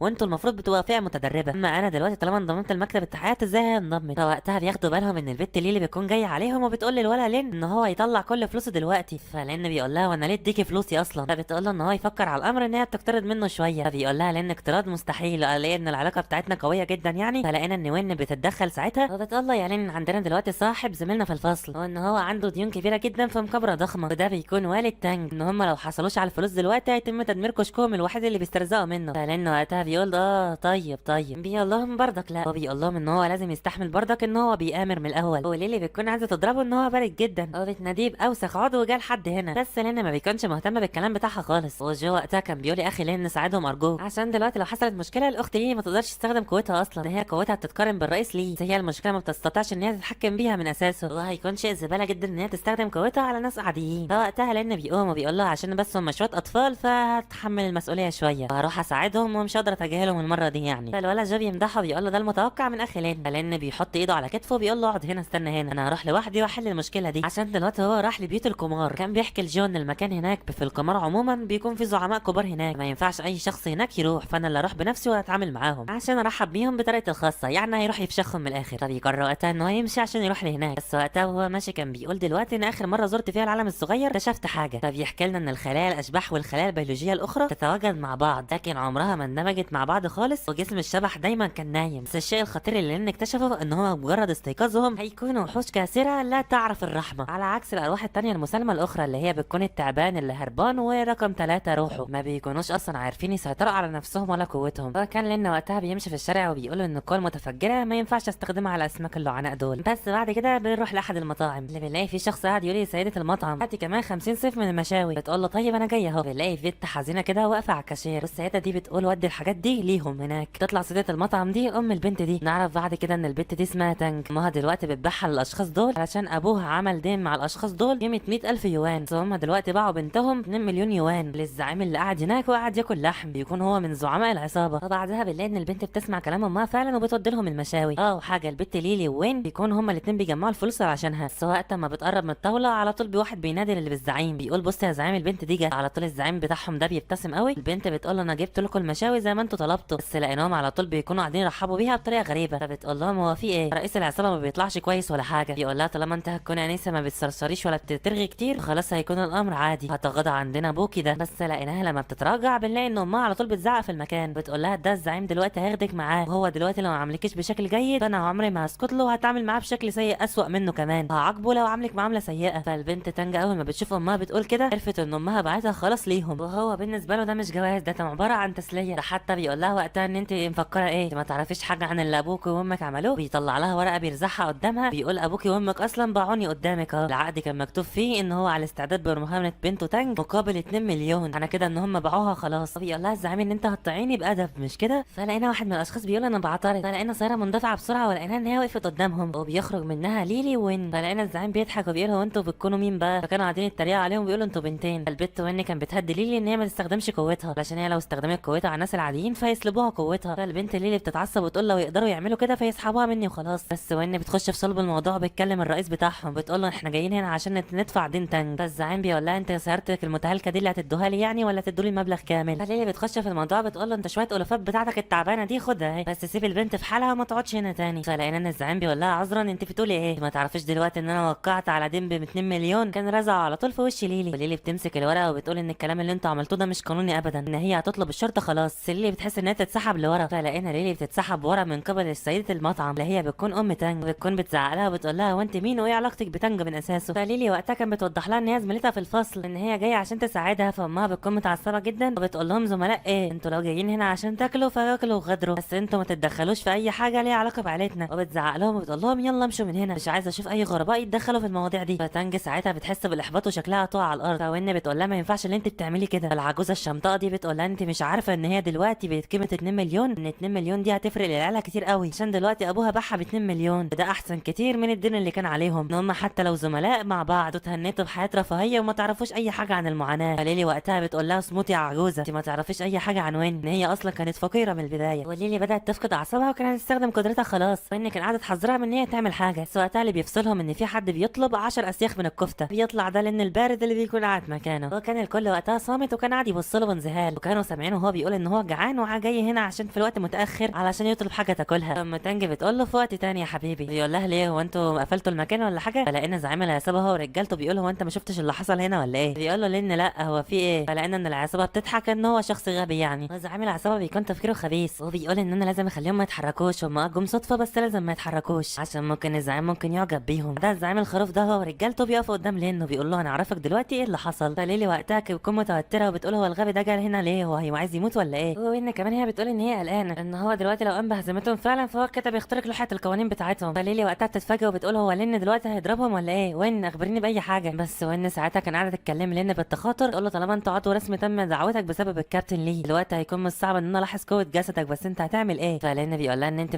مفيش داعي للقلق، علشان على كل حال مفيش اي فيل بيموت من قبل شويه نمل. بس لقينا وقتها اضخم واحد فيهم بيكون بيهاجم عليا على دماغه، بس بعدها مباشره بنلاقي ان هو مرمي على الارض، ولقينا ان ايده بتنزف في دم والسلسله الحديديه اللي كانت عنده اتشالت كمان. هو كان قاعد يقول مستحيل، ليه هي راسه من الصخر ولا ايه؟ الزعيم بتاعه كان قاعد بيبص لين وبيقول ايه نوع الوحوش الواد ده. بس لين لقينا ان هو بينزل للشخص اللي مرمي على الارض وبيقول له انت ليه مستلق كده، ولقينا ان هو بيبص له بنظرات حاده وبيقول له انت بخير. النظرات الحاده دي اول ما رئيسهم بيشوفها بيكون بيخاف منها، وبيقول معنى النظرات دي معنى نظرات الاعدام. ولان وقتها كان متفخر وقاعد يضحك بيقول انا ما كنتش متوقع ان انت تكون بالقوه دي، انت كدت ان انت تموتني من الضحك. بس رئيسهم على طول بيطلع سلاحه وبيقول هو انت بتكون مين؟ فلان وقتها بيقول له انت مش شايف اللي بيحصل حواليك ولا ايه؟ واحد بيكون مع الزعيم بيقول له انت ازاي تتجرأ تكون مغرور بنفسك كده قدام الزعيم بتاعنا؟ الزعيم بيقول له ان هو يخرس. فلقينا ان لان بيطلق خلة الاسنان اللي كانت معاه، فلقيناها ان هي فشخت اللفته اللي كانت قدامه، بيقول لهم انا عايزكم زي اللفته دي بالظبط ان انتوا ترحلوا من هنا. والزعيم بيتفاجئ ان خلة سنان بس واحده قدر ان هو يكسر بيها البتاعه دي. بس لقينا ان هو بيجي له الجرأه والشجاعه وبيقول له دلوقتي انا هوريك انت بتعبس مع مين. بس لقيناه قدام لين بيجري وبيقول ان المره الجايه هوريك هنعمل فيك ايه، عشان هنروح نجيب واحد عشان يقتلك. بعدها ليلي بتفرح جدا وبتقول لتانج ما فيش حد هيتعرض لها تاني في المستقبل خالص، ان هي مش لازم تخاف من اي حاجه عشان صاحب الشعر الاصفر والباقي كلهم هربوا خلاص. فالبت تانج بتقعد تبكي وتعيط خالص، هي عندها اصحاب كويسين زيهم. وبعدها بنلاقي انها بتلبس ملايه الطعام، بتقول لهم ان الوقت دلوقتي اتاخر وانتوا شكلكم جعانين. فلقينا ليلي بتقول لها لا ما تعمليش اي حاجه ولا كده. فلقينا ان لين بيقعد على الكرسي وبيقول لها وماله يا ستي خليها تجيب الاكل. بس ليلي بتقول له هو انت ما عندكش كرامه ياض؟ فبيقول لها لا يا ستي ماتت من زمان عشان انا جعان. فبيركز مع القائمه اللي قدامه وبيقول هيشوف بقى هو هيطلب ايه. بس لقينا ان في حد بيرزع القايمه دي، لان بيبص بصه شديده كده الشخص اللي قدامه اللي بتطلع ام تانج اللي بتقول ان انت قضيت علينا دلوقتي، مين طلب منك تتدخل في حاجات مالكش دعوه بيها من الاصل. فلان وقتها بيقول هو مين اللي مهتم، انا جيت هنا عشان احصل على الوجبه بتاعتي وامشي، لان اللي انت كنت فرحانه بيه ده كان عايز يضربني انا، وبعد ما فشخته قدامكم هرب. ولان ساعتها كان سعيد على الاخر، بس بيقول لهم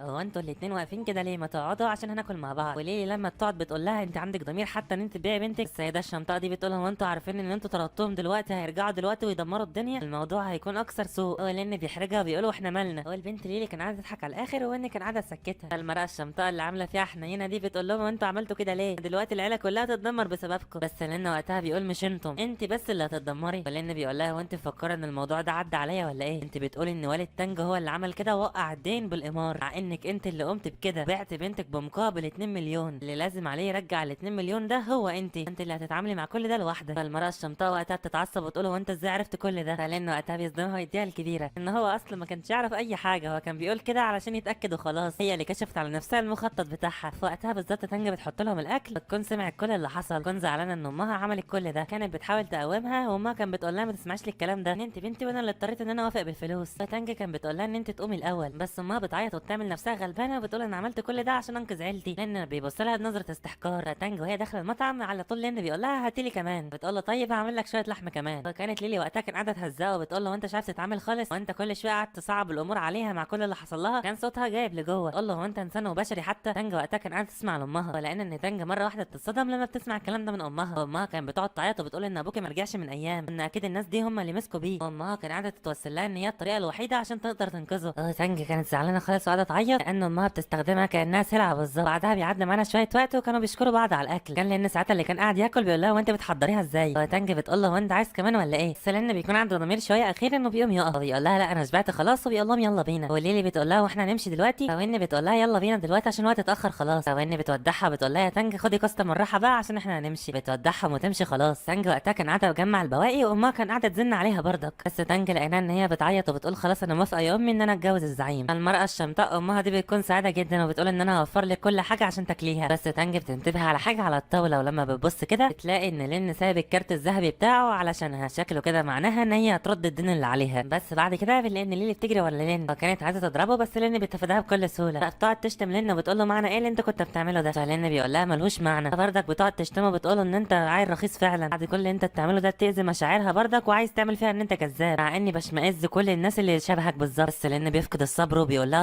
طيب ماشي، دلوقتي انت نفسك هتعملي ايه؟ تفكري نفسك ملاك من الجنه نازله تحل المشاكل ولا حاجه؟ دلوقتي قدام تانج هتعملي ايه معاها؟ تقعدي تضخمي المواضيع وفي الاخر تقولي لها يا تانج تعالي معايا تعالي معايا، كل دي الامور اللي انت هتعمليها هتشغليها خدامه معاكي وخلاص، ولا كده هتحلي المشاكل ولا هتعملي اي حاجه. فليلي وقتها بتستوعب اللي هي كانت هتعمله، ولقينا ان هي زعلانه وبتقول ان هي اسفه جدا، بس هي مش عايزاها ان هي تشكرها خالص، ان هي بتعتبرها صديقه جيده جدا، تعتبرها صديقتها المفضله زي وين وزي الولد اللي باربع عيون ده هو اسمه جو. وعلى ذكر جو بنلاقي ان البنت جنبها على طول واحد بيجري وبيطلع ان ده جو في الاخر، فبتقول له جو وانت بتعمل ايه هنا؟ فبيرد جو عليها وبيقول لها ان لين هو اللي قايل لي ان انا اوصل لحد هنا، وكان قاعد يقول لهم على اللي هو عمله ان هو راح وراهم لحد الكازينو في السر من غير ما العصابه تعرف اي حاجه. حتى ليلي وقتها بتتفاجئ وبتقول له انت يا لين اللي عملت كده، وان ساعتها كان قاعد تفكر في لين وبتقول ان اتضح في الاخر ان هو كان عامل ترتيبات بنفسه بالفعل، ان هو صدمها بكل الحاجات اللي هو عملها دي. لان وقتها كان بيفكر في الكازينو اذا كان في احتمال ان جيوهو مختبئ هناك، وجيوهو ده بيكون اسم الكازينو. بعدها على طول لين بيبلغ الثلاثه ان هم يمشوا من هنا حالا، ان هو يحاول يجمع معلومات على قد ما يقدر او هو يروح ينفذ المهمه لوحده. بس ليلي بتقول له دلوقتي عرفنا على الخطه بتاعتك عشان انا هاجي معاه. بس لين وقتها بيقول له هو انت يا بنت هتعملي ايه اصلا؟ بيقول لهم يبلغهم ان كازينو جيوهو ده مكان سيء جدا، وهم لو جم معاه لهناك هيأخروه وهيبوظوا له الدنيا اللي رايح علشانها. فوين ساعتها بتقول لليلي ان هي تسيب الموضوع بقى لين عشان هو هيعرف يتصرف زي ما هو عايز، وليلي كان بتقول لها ان هي بس كان عايزه تساعده، بس حاسه ان انا بوظت الدنيا فعلشان كده عايزه اساعده. ولين بيقول لها كويس ان انت عارفه نفسك بتبوظي الدنيا، انت عايزه تيجي معايا ليه بقى؟ وبيبدا لين يوضح لها ان انت مش عارفه اي حاجه، مقابل ان انت تساعديها هيكون في نتائج عكسيه عشان تانجا ما تعرفش ان الشخص ده خارق او لا، ومساعدتك ليها دلوقتي هتخليها تشعر بالذنب عشان هتورطك معاها بدون سبب. ولين بيقول هي شخصيه طيبه بس هي حدة الطباع ومحدودة التفكير هي كمان. فالبنت ليلي كان قاعده تجري وراه علشان تضربه، فوقتها تانجا بتكون هي اللي موجوده في قلب المكان، وكان قاعده تقول ان هي عندهم علاقه قويه من بعض وان هي ما تقدرش ان هي تورطهم في مشاكلها العائليه بعد الان. كان بتنادي عليهم وهي مبتسمه وبتقول لهم يا ليلي انت نسيتي حاجه عندنا. فليلي بتقول هو انت نسيت حاجه عندهم ولا ايه؟ فبيقول لها طيب انا تركت بطاقه فيها 20,000 عشان يقدروا يسدوا الفوائد بتاعتهم. ليلي وقتها بتقول طلعت غني في الاخر. لين قاعد يقول ولا غني ولا حاجه، ده انا مستلفهم من ليه، هو قال لي هيخصمهم من مكافاه جسد الشبحي. بس بعدها بنلاقي ان تانج راحت للين قالت له اخي لين دي تخصك، تديله البطاقه فبيتحرج جدا، خديها انت واعتبريها ارض وتقدري تسدديه في اي وقت ممكن. بس تشكره بتقول له مفيش داعي للقلق ده خالص، بتقول لهم ان انتوا لازم ترجعوا دلوقتي عشان الوقت اتاخر خلاص. فلين وقتها عشان ما يحساش باي حاجه بيقول لها وداعا انا دلوقتي كده كده رايح المنزل. بس كان قاعد يقول في نفسه ان الموضوع مش سهل، وهو كان سهل بالبساطه دي كانوا عملوا كده مسبقا ودفعوا الفلوس، بس انا دلوقتي متاكد ان انا لازم اروح للاكازيون ده في اقرب وقت. وليلي كان قاعده تطمن على تانجا وتقول لها ان الاوضاع كلها بقت بخير خلاص واتحلت المشكله. بس لين بياخد بعضه ويمشي، وليلي ساعتها بتكون فرحانه مع صديقتها تانج، تقول لها كويس ان اتحلت كل مشاكلي، وبتقول لها لو حصل اي حاجه تاني قول لنا واحنا هنساعدك على طول. فبتقول لها طيب وبيمشوا على طول. ولما بيمشوا تانج بتقول ان هم مش هيقدروا يتغلبوا عليهم خالص، ان هي دلوقتي دي مشكلتها وان هي لازم تحلها او تساعد اهلها. وبتقول كمان ان هي بتدين ليهم بالكتير قوي جدا، ان هي لازم ما تقلش على اصدقائها وهي هتحل المشكله دي بنفسها. فبترن على شخص وبيقول لها طيب. بعدها بيمر شويه وقت والدنيا كانت بتمطر وفي عربيه غريبه بتيجي، وبيطلع منها شخص وبيقول لها انسه تانج من فضلك فستان داخل السياره عشان تلبسيه. وتانج كان قاعده تعيط وتقول انا اسفه ليلي وين واخي لين انا ما اقدرش اعمل اي حاجه وما تحاولوش تبحثوا عني. هو سابت التليفون وليلي كان بترن عليها، يعدي لحظات من الموقف ولين هو اللي كان بيرن عليها هو كمان، بس لما بيلاقيها ان هي ما بتردش وبيقول اكيد دي وقعت في ورطه طالما هي ما بتردش كده. وكان جو بيكون مع لين وبيقول له هو ايه اللي بيحصل، بيقول له شكلنا كده مش هنعرف نتواصل مع تانج تاني، بس بيلمح حاجه على طول ان في عربيه بتدخل الموقف وبيكون بيدخل السياره دي تانج. على طول لين وقتها بيكلم جو بيقول له احنا دلوقتي حالنا نتفرق، عايزك تستناني في الطابق العلوي للكازينو، ما تقلقش من اي حاجه تانية، تقوليش ان انت لازم تتصل تمام. فوقتها جو بيتشجع وبيقول له ما تقلقش يا لين هعمل كل اللي انت طلبته بالتاكيد. ولين بيقول له ايوه دي المعنويات مش عايزك تجيب لي المكتب ابدا العار. ولين بيبدا يمشي على طول، جو وقتها بيثق في نفسه بيبدا يتحرك وراه على طول. ولما بنطلع لبرج الكازينو ده بنخش لجوه، بنروح عند مكان الزعيم اللي بيلاقي ان في شخص بيخبط وبيقول له ادخل. الشخص اللي كان ورا الباب ده بيطلع نفس الشخص اللي اخد تانج معاه، وكان الشخص ده قاعد يقول في نفسه الزعيم بقى وكل ما باجيله اشعر ان انا متجمد من الخوف. وقتها الشخص اللي بنعرف ان اسمه باو ده كان مبتسم جدا وقاعد يضحك، هو بيقول له روح انت الاول ما بنكونش فاهمين هو قصده ايه. هو بعدها بنلاقي ان لين داخل جوه هو وجو، بنلاقي ان في استقبال جامد، فلين على طول بيروح للمضيفه ويقول لها ان انا عايز غرفه، بتقول له عايز اكبر اعمال ولا غرفه عاديه، فقعد يقول لها ان هو عايز غرفه عاديه. فعلى طول استعدت الاستقبال بتقول للموظف التاني ان هو يرافقه بيرافقهم هناك. الشخص اللي كان بيرافقهم كان ودود جدا. كان وقتها جو بيستغل الفرصه بيقول له هو الحمام منين، فبيخبره الموظف بالمكان اللي هو بيكون هناك، اللي هو بيكون يمين جوه السلم. فبنجد ان جو واخد سبرنت على الاخر طياره، حتى ان الموظف ساعتها كان بيكون مستغرب ولان كان قاعد يضحك. يلا يلا هو هيلحق بينا بعدين. فوقتها الموظف يقول صديقك بيجري بسرعه، يقول شكله كده هو كان مستعجل ولا حاجه. بس بعدها بيكون قاعد في الغرفه بنلاقي ان في جوه مشروبات واكل وكده. وجدنا ان لين قاعد مستمتع بيقول له هات له كل اللي عندك. كان قصده بنات يعني علشان يدور على تانج. بس الشخص اللي بيكون معاه بيقول له انا اسف احنا ما بنوفرش الخدمات دي للشخص العادي. فلين بيقول له فعلا طب وكده ما بيظهر له البطاقه الذهبيه. بيقول له ماشي. يقول لي هات لي كل المكلفين للغايه وهات لي كل اللي عندك. بيقول له طيب تمام واستنى شويه بس. بيدخل له كل البنات اللي عنده بس ولا بتطلع ولا واحده فيهم. وطبعا انا مش هظهر ولا واحده ليكم. بيحاول يديله اكراميه وفي الاخر ولا واحده بتطلع منهم. ولقيناه بيتضايق بعدها وبيقول له هو ماله بيحب الرجاله ولا ايه. بيقول له انت شكلك كده جاي عشان تسبب متاعب مش كده ولا ايه. فلين على طول بيقوم كسر الترابيزه وبيقول حتى لو جاي اسبب متاعب انتم هتعملوا ايه يعني. وساعتها بيطلب الامن علشان يجوا عشان يكسروا لين. يقول له وانت مفكر نفسك هتعمل في كازون جيوهو اي مشاكل؟ ده انت بتتحدى موتك مش كده. فلقينا ان لين بيقولوا ماله انا مستني موتي اهو. لقينا ان الحرس جم فبيشاور لهم عليه. فعلا لما بيروحوا لين بيقول له دلوقتي ده احنا هنكسر عظامك ونخليك عندك تشنجات. وهو لسه بيمد ايده على لين على طول بنلاقي ان الشخص اللي قدامه ده بيكون خد ضربه من لين سريعه. يكون حتى الحراس ما كانوش شايفين الضربه دي جت امتى. ولقيناه على طول في مظله بتلف حواليه ولقينا ان هو بيستخدمها. لقينا ان هو ضرب كل الحراس باستخدام المظله دي وقعهم على الارض. بيكون قائد الحراس لسه هو اللي بيكون عايش وبس بيتألم على طول لان على طول بيبدا يخنقه. كان الشخص وقتها بيقول له اعترف انت اكيد عندك قوه خارقه ازاي السرعه والاداء ده كله عندك. لان بيقول له حتى انا لو انسان خارق تعمل ايه انت ما ولا واحد فيكم هيغادر المكان النهارده. يلا ان هو يوقف كلامه وان هو ياخده لزعيمه. لانه وقتها كان بيفكر في خطه ان هو لو القى القبض على زعيمه مباشره يرغمهم على تحريرها على طول يعني حر تانج. بعدها وجدنا ان هو لسه قاعد يخنق في الشخص ده لان بيقول له قوم براحتك انا مش مستعجل. قائد ساعتها بيترجاه ان هو ياخذه المكان هناك خلاص. بنلاقيه ان هو مكتف البت تانج وابوها. بس في نفس اللحظات دي بنلاقي ان في شخص عنده دخل يقول له ان في شخص خارق موجود هنا قوي بيعمل مشاكل في المكان. فوجدنا ان المساعد الزعيم على طول بيضربه بيقول له ما تتكلمش بسرعه ولا تكون خايف كده اما هتموت هنا ودلوقتي. بس القائد بيوقفه في اخر لحظه يخليهم يعرضوا الشاشات. بيكون لان بيبص بحقد عشان هيجي يدمر المكان. وقتها الزعيم بتاعهم بيقول لهم اكيد ده من مكتب التحقيقات شكله وجه جديد كده في الخارقين مش كده ولا ايه. رئيس العصابه اللي لنا ضربهم يقول له لا يا سيدي ده نفس الشخص اللي كان بيدافع عن البت تانج لما كانت في كشك المشويات. كان وقتها الزعيم بيقول على غير المتوقع يا تانج في حد فعلا جاي ينقذك بس للاسف خلاص ابوكي اصلا يعتبر باعي. ابوها كان قاعد يهز راسه ان هو لا ما باعهاش ولا عمل اي حاجه. بس لقيناه على طول الزعيم بيامر ان هم يفكوا على طول بقه. لقيناه قاعد يتوسل ويتاسف لتانج هو عمل كده وان ده كله بسببه وخطأه. الزعيم بيقول له انت بتوجع لي دماغي يبقى حاجات تخاريف وحاجات تعبانه. دلوقتي انا عايز اتكلم بنقاش هادئ لان ان المساعد بتاعه بيضرب ابوها على طول ويوقعه على الارض. تانج قاعده تنادي لابوها على طول تكون خايفه عليه لا يكون مات. الزعيم بعدها على طول يقول لهم يا شباب دلوقتي اتركوا الامر ليا وما تخلوش الواد ده يضايقني في اي حاجه. فالمساعد بتاعه بيقول له مفهوم يا سيدي. لان وقتها الزعيم بيقول لتانج هو اسمك ايه يحط الكرسي امامها. فتانج بتهز راسها ان هي مش هتقول له على اي حاجه. فالزعيم بيقول لها وانت مفكره ان حبيبك ده بيجيدك قتال ولا ايه. يقوم ماسكها من شعرها وبيقول له وانت عارفه انت هنعمل فيك ايه دلوقتي. وبيعرفها اللي هو كان عايزه من البدايه اللي هو كان عايزها انت عشان طعمها اللذيذ. بعدها بنلاقي هاله ظلاميه قاتمه نفس هاله لين تخرج منه وشكله شيطاني. يمكن مره واحده بنلاقي انه بيخرج من فمه شيء. نلاقي الهاله القاتمه دي ما بتقفش لكده عشان لقيناها ان هي بدات تتكون وبتتحول لشبح. ده نفس الشبح اللي ذكره لين قبل كده انه ممكن يسيطر على جسم المستضيف. فكان الشبح وقتها بيتكلم مع تانج بيقول لها البنت اللي بتتولد في العام الغائم وليله القمر بتكون مكتمله وقتها بتكون مغذيه جدا ان هي اللي وقع عليها الاختيار عشان طاقه الين بتاعتها يتمكن منها لو خدها يزود بيها قوته الروحيه لمده 100 عام. ان ده شيء يفوق الخيال وكل الاشخاص بيتمنوه. كان لازم يكون في تطوع ساعتها عشان كده اختار تانج. وتانج بتعيط وتقول له انت مين بحق الجحيم. وقتها الشبح بيختفي وبيظهر من وراها بيقول لها ان البعض بيعرفوا اسمه ان اسمه 3 لكن باقي الناس العاديه بتعتبرني باسم الشبح. وما طلع رئيس العصابه عنده نفس قوه لين بس الشيء المختلف ان الشخص ده طلع شبح. وبعدها لين لقينا ان هو ماسك قائد الحراس وبيساله المكتب ده فين. فبيرد عليه ويقول له ان هو في اخر الطرقه. فعلى طول لين بيستخدم حركه عليه وبيقتله في ساعتها. بس بيقابله شخص قدامه بيقول له ان انا هقتلك واخلص عليك. وقتها لين كان بيبص له بجديه والولا خاف. فعلى طول قال لاتباعه كلهم ان هم يروحوا يقتلوا لين. ومع اول شخص وصل لين عشان يضربه لين بيصد ضربته وكمان بيمسك ايده اللحظات ولقينا ان هو في ثانيه بيكون كسر له دراعه. الولا كان قاعد يصرخ من الالم وعلى طول بيجي اللي بعده. فلين اتفادى الضربه بتاعته لقينا ان هو ضربه ضربه قويه رميته على الثلاثه المتبقيين لسه. ولين ما سكتش على كده عشان مسك المظله وتناه يتحرك يضرب واحد واحد لحد ما يخلص عليهم كلهم. وكان ماشي في الطرقه وكان قاعد يلعب بالمظله. وقتها على طول بيسمع صراخ من اخر الطرقه وكان واقف ساعتها وبيسال هو ده صوت تانج ولا ايه. وكمان بيقول ايه الهاله اللي حواليا دي مش دي هاله الشبح. بعدها بننتقل للشبح اللي بيرجع لجسمه تاني. وكان قاعد يضايق في تانج ويقول لها ان صاحبك ده مش هيطلع عايش من هنا. والبت تانج قاعده تعيط وبتقول لين ان هو ما يجيش لحد هنا خالص. اما الرئيس وقتها بيقول لها انت عارفه ليه انا عايزه يجي لحد هنا. فلما تانج بتساله هو جايبه لحد هنا ليه فبيرد عليها وبيقول لها علشان الجسم بتاعه سيء وان هو جسم عجوز بالغ تناه قاعد يشرب في كحولاته وخلاص ومبوظ جسمه على الاخر. اما بالنسبه لين جسمه شباب وهيسمح ليه ان هو يخرج كل الطاقه اللي عنده. فعشان كده انا سايبك هنا لحد دلوقتي عشان هو لو عارف ان انت ميته مش هيجي لحد هنا اصلا، وعلشان احتمال كمان اول ما يشوفه يهرب من المكان، فكده مش هيقدر يضمن الجسم الجديد بتاعه. فتانج بعد ما تسمع الكلام ده بتقعد تعيط وتصرخ في المكان. بعدها بنروح للشخص اللي ضربه لين قبل كده، فلين بيقعد يهدده ان هو يقتله لو ما قالوش على مكان رئيسه، فبيقول له على مكان الرئيس ان هو يستخدم الدرجه عشان يروح له. وقتها بالظبط لين بيسمع صراخ تانج وبيقول ده صوت تانج دلوقتي، فبيجري بسرعه عشان يروح لها هناك. والولد الخبيث اللي لين كان ماسكه ده بيقول له وانت تفكر نفسك هتعيش كده، الشيء ده هيكون في احلامك، علشان لما لين كان قاعد يجري عشان يخش الغرفه اللي كان قاعد وقتها نائب الرئيس، وكان باين عليه منظره القوي وشكله مخبي حاجه. ولين لما بيشوفه بيقول هو مين الشخص الغريب ده كمان. لين وقتها بيقول الشخص ده اكيد استهدف احد الوحوش، واكيد هو متحول من نوع حيوان، بس هو ما يعرفش نوع الحيوان ده ايه بالظبط. فنائب الرئيس وقتها بيقول له لا تمشي لا تموت. فلين بيبتسم ويقول له افرض انا عايز اموت هتعمل ايه؟ فنائب الرئيس بيهجم عليه في الوقت ده ويقول له ده مش اختيارك من اساسه. ولين كان شايف الضربه سريعه وبيقول له ده سريع جدا، بس لقيناها دي مره واحده وبيقول جسد الشيطان. فلقينا جميع الاشباح اللي كانوا في الجسم بتاعه في الفراغ وجدناهم مره واحده قاعدين يصرخوا، واصلا كان وقتها نائب الرئيس كان وصل ضربته خلاص، لكن النائب على طول لمح حاجه فرجع لورا بسرعه عشان لين كان داير في الجو. ولما بننظر للين عشان نشوف شكله لقينا ان هو اتحول لشيطان، وكان شكله قوي جدا ومرعب. ونائب الرئيس اللي بدا يتوتر ان ضربته ما حصلوش اي حاجه بسببها، هو كان بيسال لين هو ده نوع من التعابين عشان الحراشف بتاعته هي اللي صدته، مع ان لين كان بيبص لايده وقتها وبيقول اي نوع من القوه العظمى للتعبان يقدر يعمل كده اصلا، عشان هو دلوقتي من بعد ما فعل المهاره قام بتحسين القوه بتاعته وسرعته كمان، ان هو دلوقتي يقدر يواكب المسافه اللي ما بينهم في السرعه. فلين بيبتسم وقتها وبيكون فرحان ورايح ناحيته وبيقول له وانت فاكر ان دي كل قوتي؟ والنائب كان قاعد يضحك وبيقول دي قوتي الخارقه، وكان بيستخدم قوه ناريه ولقينا ان في تصادم طاقه ما بينهم هما الاثنين شديد، ومن كبر التصادم ما حدش حصل له حاجه بس رجعوا لورا. بعدها نائب القائد بيخلع النضاره بيقول شكلك عدو حقيقي، وبيقول لين خليني بقى اعرفك على نوع الحيوان الحقيقي بتاعي. فلقينا بيفتح جناحاته مره واحده وبيقول انا ابن الشخص اللي بيتمتع بقدرات النسر، وبيكون وقتها استخدم جناحاته عشان يطلع للهواء بسرعه. وكمان لقينا ان هو بيجهز طاقه لين علشان يقتله بيها، وبيقول لين ان انا اصلا نسر فمعنى كده ان انا باكل التعابين عادي، فده شيء طبيعي. بعد كده لقينا ان هو رمى كره الطاقه على لين، ولين كان بيحاول يتصدى ليها واتاذى شويه، وكان نائب القائد طلع في الهواء تاني وبيقول استجابتك سريعه فعلا، حتى لو كان دفاعك قوي هفضل امزق في جسمك لحد ما اقتلك. فلين وقتها كان مبتسم وبيقول له فعلا مش كده، انت لو فعلا عايز تقتلني مش لازم تواكب سرعتي وخلاص، انت لازم تلاقي طريقه علشان توقفني من حركتي من اساسه. بس لين وقتها بينصدم مره واحده علشان نائب الرئيس وقتها كان بيستخدم جناحاته علشان يوجه الازاز المتطاير نحو لين اللي كان بيحاول يتصدى وقتها للهجمه دي. والنائب كان بيتريق عليه وبيقول له الشجاعه جات لك منين عشان تيجي لحد هنا وتسبب مشاكل، وكان رايح يهجم على لين بسرعه كبيره وبيقول له اذهب للجحيم. بس لين اللي بيشوفه جاي تحيته بيقول احسنت تعالى. ولين بيفاجئه ساعتها عشان بيستخدم خيوط العنكبوت، وبسبب خيوط العنكبوت عمل شبكه ضخمه بيكون مسكه فيها، وكمان رمى شبكه على الحيطه وكان ماسكها عشان يلتف حواليه، فبيستخدم الخيوط مره تانية ولقينا ان هو بيتشابك في قلب الشبكه بتاعت لين. والنائب ساعتها كان متضايق علشان الشباك ماسكه الاجنحه بتاعته، ولين قاعد يتريق عليه بيقول له الدبانه شكلها مش هتطير تاني ولا ايه. والنائب بيتنيه قاعد متعصب ويقول له لو انت عندك الشجاعه فقاتلني في العلن، او انت ليه اصلا بتستخدم اسلحه خفيه. ولين بيوجه له نفس الكلام وبيقول له انا تركك لحد هنا بس علشان اوديك لمكتب التحقيقات، ما تفتكرش ان انا سايبك من هنا رحمه وخلاص، انا بس بعد ما انهي رئيسك هوديك لمكتب التحقيقات على طول. والنائب وقتها كان متضايق جدا وبيقول له انت ازاي اصلا من نوع التعبان وبتطلع خيوط. فلين بيبتسم له ويرد عليه وبيقول له مين قال لك اصلا ان انا من نوع التعبان؟ اللي مش فاهم لين طلع خيوط ليه؟ عشان لين عنده حيوانات في قلب العالم الظلامي بتاعه، لما الحيوانات بتخش للعالم ده هو بيكتسب كل القدرات بتاعتهم حتى لو اخد جزء من الوحوش زي ما شفنا في الحلقه اللي فاتت لما اتغذوا على لحم الوحش واخد طاقته. بس بعدها بقى بنروح لرئيسه اللي بنلاقيه اصلا كان مع تانج، وكان قاعد يشوف في الشاشه ايه اللي حصل كله، وكمان كان شايف الاشباك اللي مربوط بيها تابعه، وكان مذهول شويه باساليب لين. بس بعدها راح لتانج وقال لها انت عايزه صديقك ده يموت بانهي طريقه، وكانت قاعده تعيط وهو كان قاعد يضحك بهستيريه. وفي الوقت ده لين كان بيطلع الدرج زي ما لولا كان قايل له، وكان امامه الممر اللي بيفصله عن تانج، بس كان في تدفق هاله للمكان بتاعه الشبح، وكان وقتها لين بيعاني بصعوبه شويه من كتر كميه الهاله اللي موجوده قدامه. ولما بيقف وماسك التليفون بيقول دي اكيد انفاس الشبح اللي جوه. ولما كان بيفحص الرساله اللي ما نعرفش مضمونها ايه لحد دلوقتي كان بيقول ان ده نفس الشعور بالظبط اللي كان لما كان بيواجه الشبح اللي كان في الخزانه، وقصده على الخزانه اللي هربان منها الشبح. بس وقتها لين بيتشجع ويكمل وبيقول حتى لو كان في شبح جوه انا هخش اواجهه وهقدر اهزمه بكل تاكيد، وبيدعي لين ان الرئيس ليه يجي بسرعه علشان يلحقه لو حصل اي حاجه. ووسط ما لين مكمل لقينا ان في صراخ بيحصل باسم لين، فلقينا ان لين بيتفاجئ مره واحده وبيثبت مكانه وبيقول ده صوت لين. وكان لين بيسال نفسه وقتها هي عارفه مكاني ولا ايه، وكان لين سمع صوت تاني وفهم بقى اللي بيحصل. ولين مع صوت الشخص اللي سمعه ده بيقول ان من المفترض في راجل جوه، بس معنى صراخه ده معناه ان هو جوه وشايف كل اللي كان بيحصل لي، وعارف كمان كل الاساليب القتاليه اللي انا استخدمتها ومهاراتي. بس اللي بيقطع تفكيرنا كلنا عشان تانج بتصرخ وتقول له ان هو ما يدخلش عشان ما يموتش، وبتقول له ان هو يمشي في اسرع وقت من هنا وما يخافش عليها عشان هي ما تستحقش اي حد يجي ينقذها من اساسه. فالرئيس كان قاعد يتريق عليها وبيقول له شكلك كده مهتميه بيه كتير قوي، بس للاسف هو هيموت هنا ومش هيغادر من اساسه، وانا هعيش مكانه في العالم ده. والرئيس وقتها بيكون سعيد ويقول انتوا لازم تكونوا سعداء جدا وفخورين بنفسكم عشان انتوا هتكونوا الغدا بتاع النهارده. وكان بيضحك بهستيريا ولقينا ان هو انفجر بالطاقه، وكان في وشم غريب على صدره، وانفجار الطاقه بتاع الرئيس بدا ياكلن. ولقينا الضباب كان حواليه وكان شايف قدامه مصدوم، ولقينا بعدها حس بالتوتر ومش عارف هو هيعمل ايه. بس بعدها بننتقل للعيال بتوع مكتب التحقيقات، وكان الولد الولد الاصفر كان قاعد ينبه شو ان هو حاسس بتقلبات من الطاقه، وكان شو بيبادلوا نفس الراي وبيقول له ان في تقلبات طاقه فعلا، بس هو قبل ما يحس بيها ما كانش عارف يتنفس دلوقتي، فطلع ان هم بيبحثوا عن الروح اللي كانت في الخزانه. شكل لين هو اللي خدها عشان هي كان من نوع الافعى، بس الرئيس ليه كان بيقول لهم ان هي مش هتظهر بكل السهوله دي خالص. بس اللي بيشد انتباهه وقتها ان التليفون بتاعه بيرن، ولما بيفتحوا كانوا بيتكلموا عليه على لين ان هو في خطر، وباقي اعضاء الفرقه بيقولوا هو بيعمل ايه، احنا ما اديناهوش اي مهمه وخلينا ان هو يرتاح. بس الرئيس ليه بيوريه وبيقول له بص بنفسك. هو كان لين بعت لهم فعلا رساله ان هو في المكان ده، والرئيس ليه ساعتها كان قاعد يفكر وبيقول دلوقتي هو هتلاقيه في خطر، وكانوا قاعدين يفكروا ان هم ممكن كان راح المنطقه دي عشان يهاجم شخص ولا حاجه، وكان قاعد يقول مش ممكن يكون قاعد يحارب دلوقتي فما نقدرش نكلمه، فعلى طول بيفتكر على طول ان هو لازم يروح له عشان ما يموتش، فعلى طول بيركبوا الدراجه بتاعتهم وبيمشوا من المكان. وكان الرئيس ليه كان بيكلم شو بيقول له في تقلبات في الطاقه على 300 كيلومتر ولا ايه، وبيقول له ان هو موجود دلوقتي في جياهو، وجياهو ده المكان القمار اللي فيه لين حاليا. فشو ساعتها بيقول له استنى كده، هو لان ان هو بيفعل مهارته مره واحده، بيقول له ان في فعلا حاسس بشعور طاقه لين، بس في 3 طاقات مختلفه هي اللي اشد في منطقه جياهو كلها، واقل طاقه ظاهره عنده هتكون من مستوى سي ومش هتكون اقل من كده خالص. والرئيس ليه كان قاعد يقول له اتمسك يا فتح احنا جايين لك، احنا لسه ما لحقناش ان احنا نعينك عشان تموت دلوقتي. وهم بيمشوا خلاص كان بيسال الولد الاصفر هي ممكن روح تتبعنا فعلا ولا لا، فبيقول له اهم حاجه دلوقتي لين. ولما كانوا قاعدين يتكلموا عن الروح كان في شيء كان قاعد يراقبهم من ورا الشجره، وكان الشيء ده روح مظلمه كان قاعده تجري ما بين الظلال، كان الشيطان قاعد يضحك بهستيريا وما نعرفش اللي بيحصل. بس بعدها بقى بننتقل للين اللي لقينا ان في ضباب قدامه وكان في شخص عجوز بيطلع من جوه، ده الرئيس اللي كان عليه وشم، لقيناه مره واحده ان هو بيبتسم وبيكون فرحان، وبيقول له طالما ان انت هتمشي من هنا فانت لازم تسيب حاجه، هو شكلك كده هتسيب لي جسمك كامل. هو لين اللي كان متوتر شويه كان قاعد يبص كده قدامه وكان قاعد يتساءل دلوقتي، هو كان مفكرهم ان هم مركزين مع تانجا علشان يستغلوا فلوسها ويكسبوا من وراها فلوس ولا حاجه، بس شكل الحاجات اللي انا كنت بتوقعها دي ولا شيء من الاشياء دي انا كنت بتوقعها صح، بس اللي متاكد منه ان انا وقعت نفسي في مصيبه. بس لقينا ان لين وقتها بيتجهز وبيقول له هو انت مين، فلقينا ان الرئيس اللي قدامه ده كان قاعد يضحك بهستيريا وبيقول له انت بتسال عليا انا، كان بيكمل له بكل هستيريا وضحك، بيقول له انا ذات نفسي نسيت انا كانوا بيسموني على ايه، بس انت طالما من مكتب التحيات كده انت عارف 100% انا مين، عشان انتوا كنتوا بتسموني برقم 3. فلان لما بيسمع الرقم ده بينصدم تاني، هو بيقول مش دي الروح الملعونه التانيه اللي كان قاعد يدور عليها، ودي الروح الملعونه التانيه اللي الرئيس ليه كان قاعد يدور عليها. هو اللي مش فاهم لحد دلوقتي كان في ملف مع ليه اسمه رقم 3، والملف ده هو الشبح اللي قدامه دلوقتي اللي بيدور عليه، اما الروح الشبح التانيه اللي كانت ظهرت قدامهم اللي كانت بتضحك عند فرقه التحيات ما نعرفش عنها حاجه لسه. بس بنرجع لنا اللي قدام الرئيس اللي كان قاعد يقول ان الشخص ده كانوا بيدوروا عليه من بدري، وان مدينه جنج كان قلب عليه الدنيا كلها، وفي الاخر طلع مستخبي في المكان ده اللي اسمه كازينو جيوهو، لان كان بيتساءل يسمي نفسه محظوظ ولا منحوس، لكن بعدها على طول لان بينطلق علشان يلقمه، بس اتفاجئنا مره واحده عشان بيكون اختفى وبقى جنبه، هو بيقول له خليني اوريك بقى اللكمه الحقيقيه اللي ما تقدرش تتفاداها من اصله. والرئيس كان محمل كل طاقته في قلب الهجمه دي، ولقينا ان هي توصل للين وما بيلحقش يتفاداها عشان بتكسر بيه الجدار، لقينا ان لين من كتر الصدمه لقينا ان هو بينزف بدم لكنه لازال متماسك، وكان قاعد يقول ان الحيوانات اللي انا ضفتها للعالم بتاعي دي ما فادتنيش في الهجمه بتاعته لانه حط وحيد القرن، وقال ان الدفاع بتاعه اصلا من الماس، مع ان الرئيس اللي قدامه ده حطمه، ولان كان بيقول انا هعمل ايه دلوقتي وهو بينزف، علشان لان بيقول لحد دلوقتي هو ما استخدمش قوته اصلا. تانج كان قاعد تصرخ وتقول له امشي من هنا ارجوك ومالكش دعوه بيا ولازم تمشي من هنا،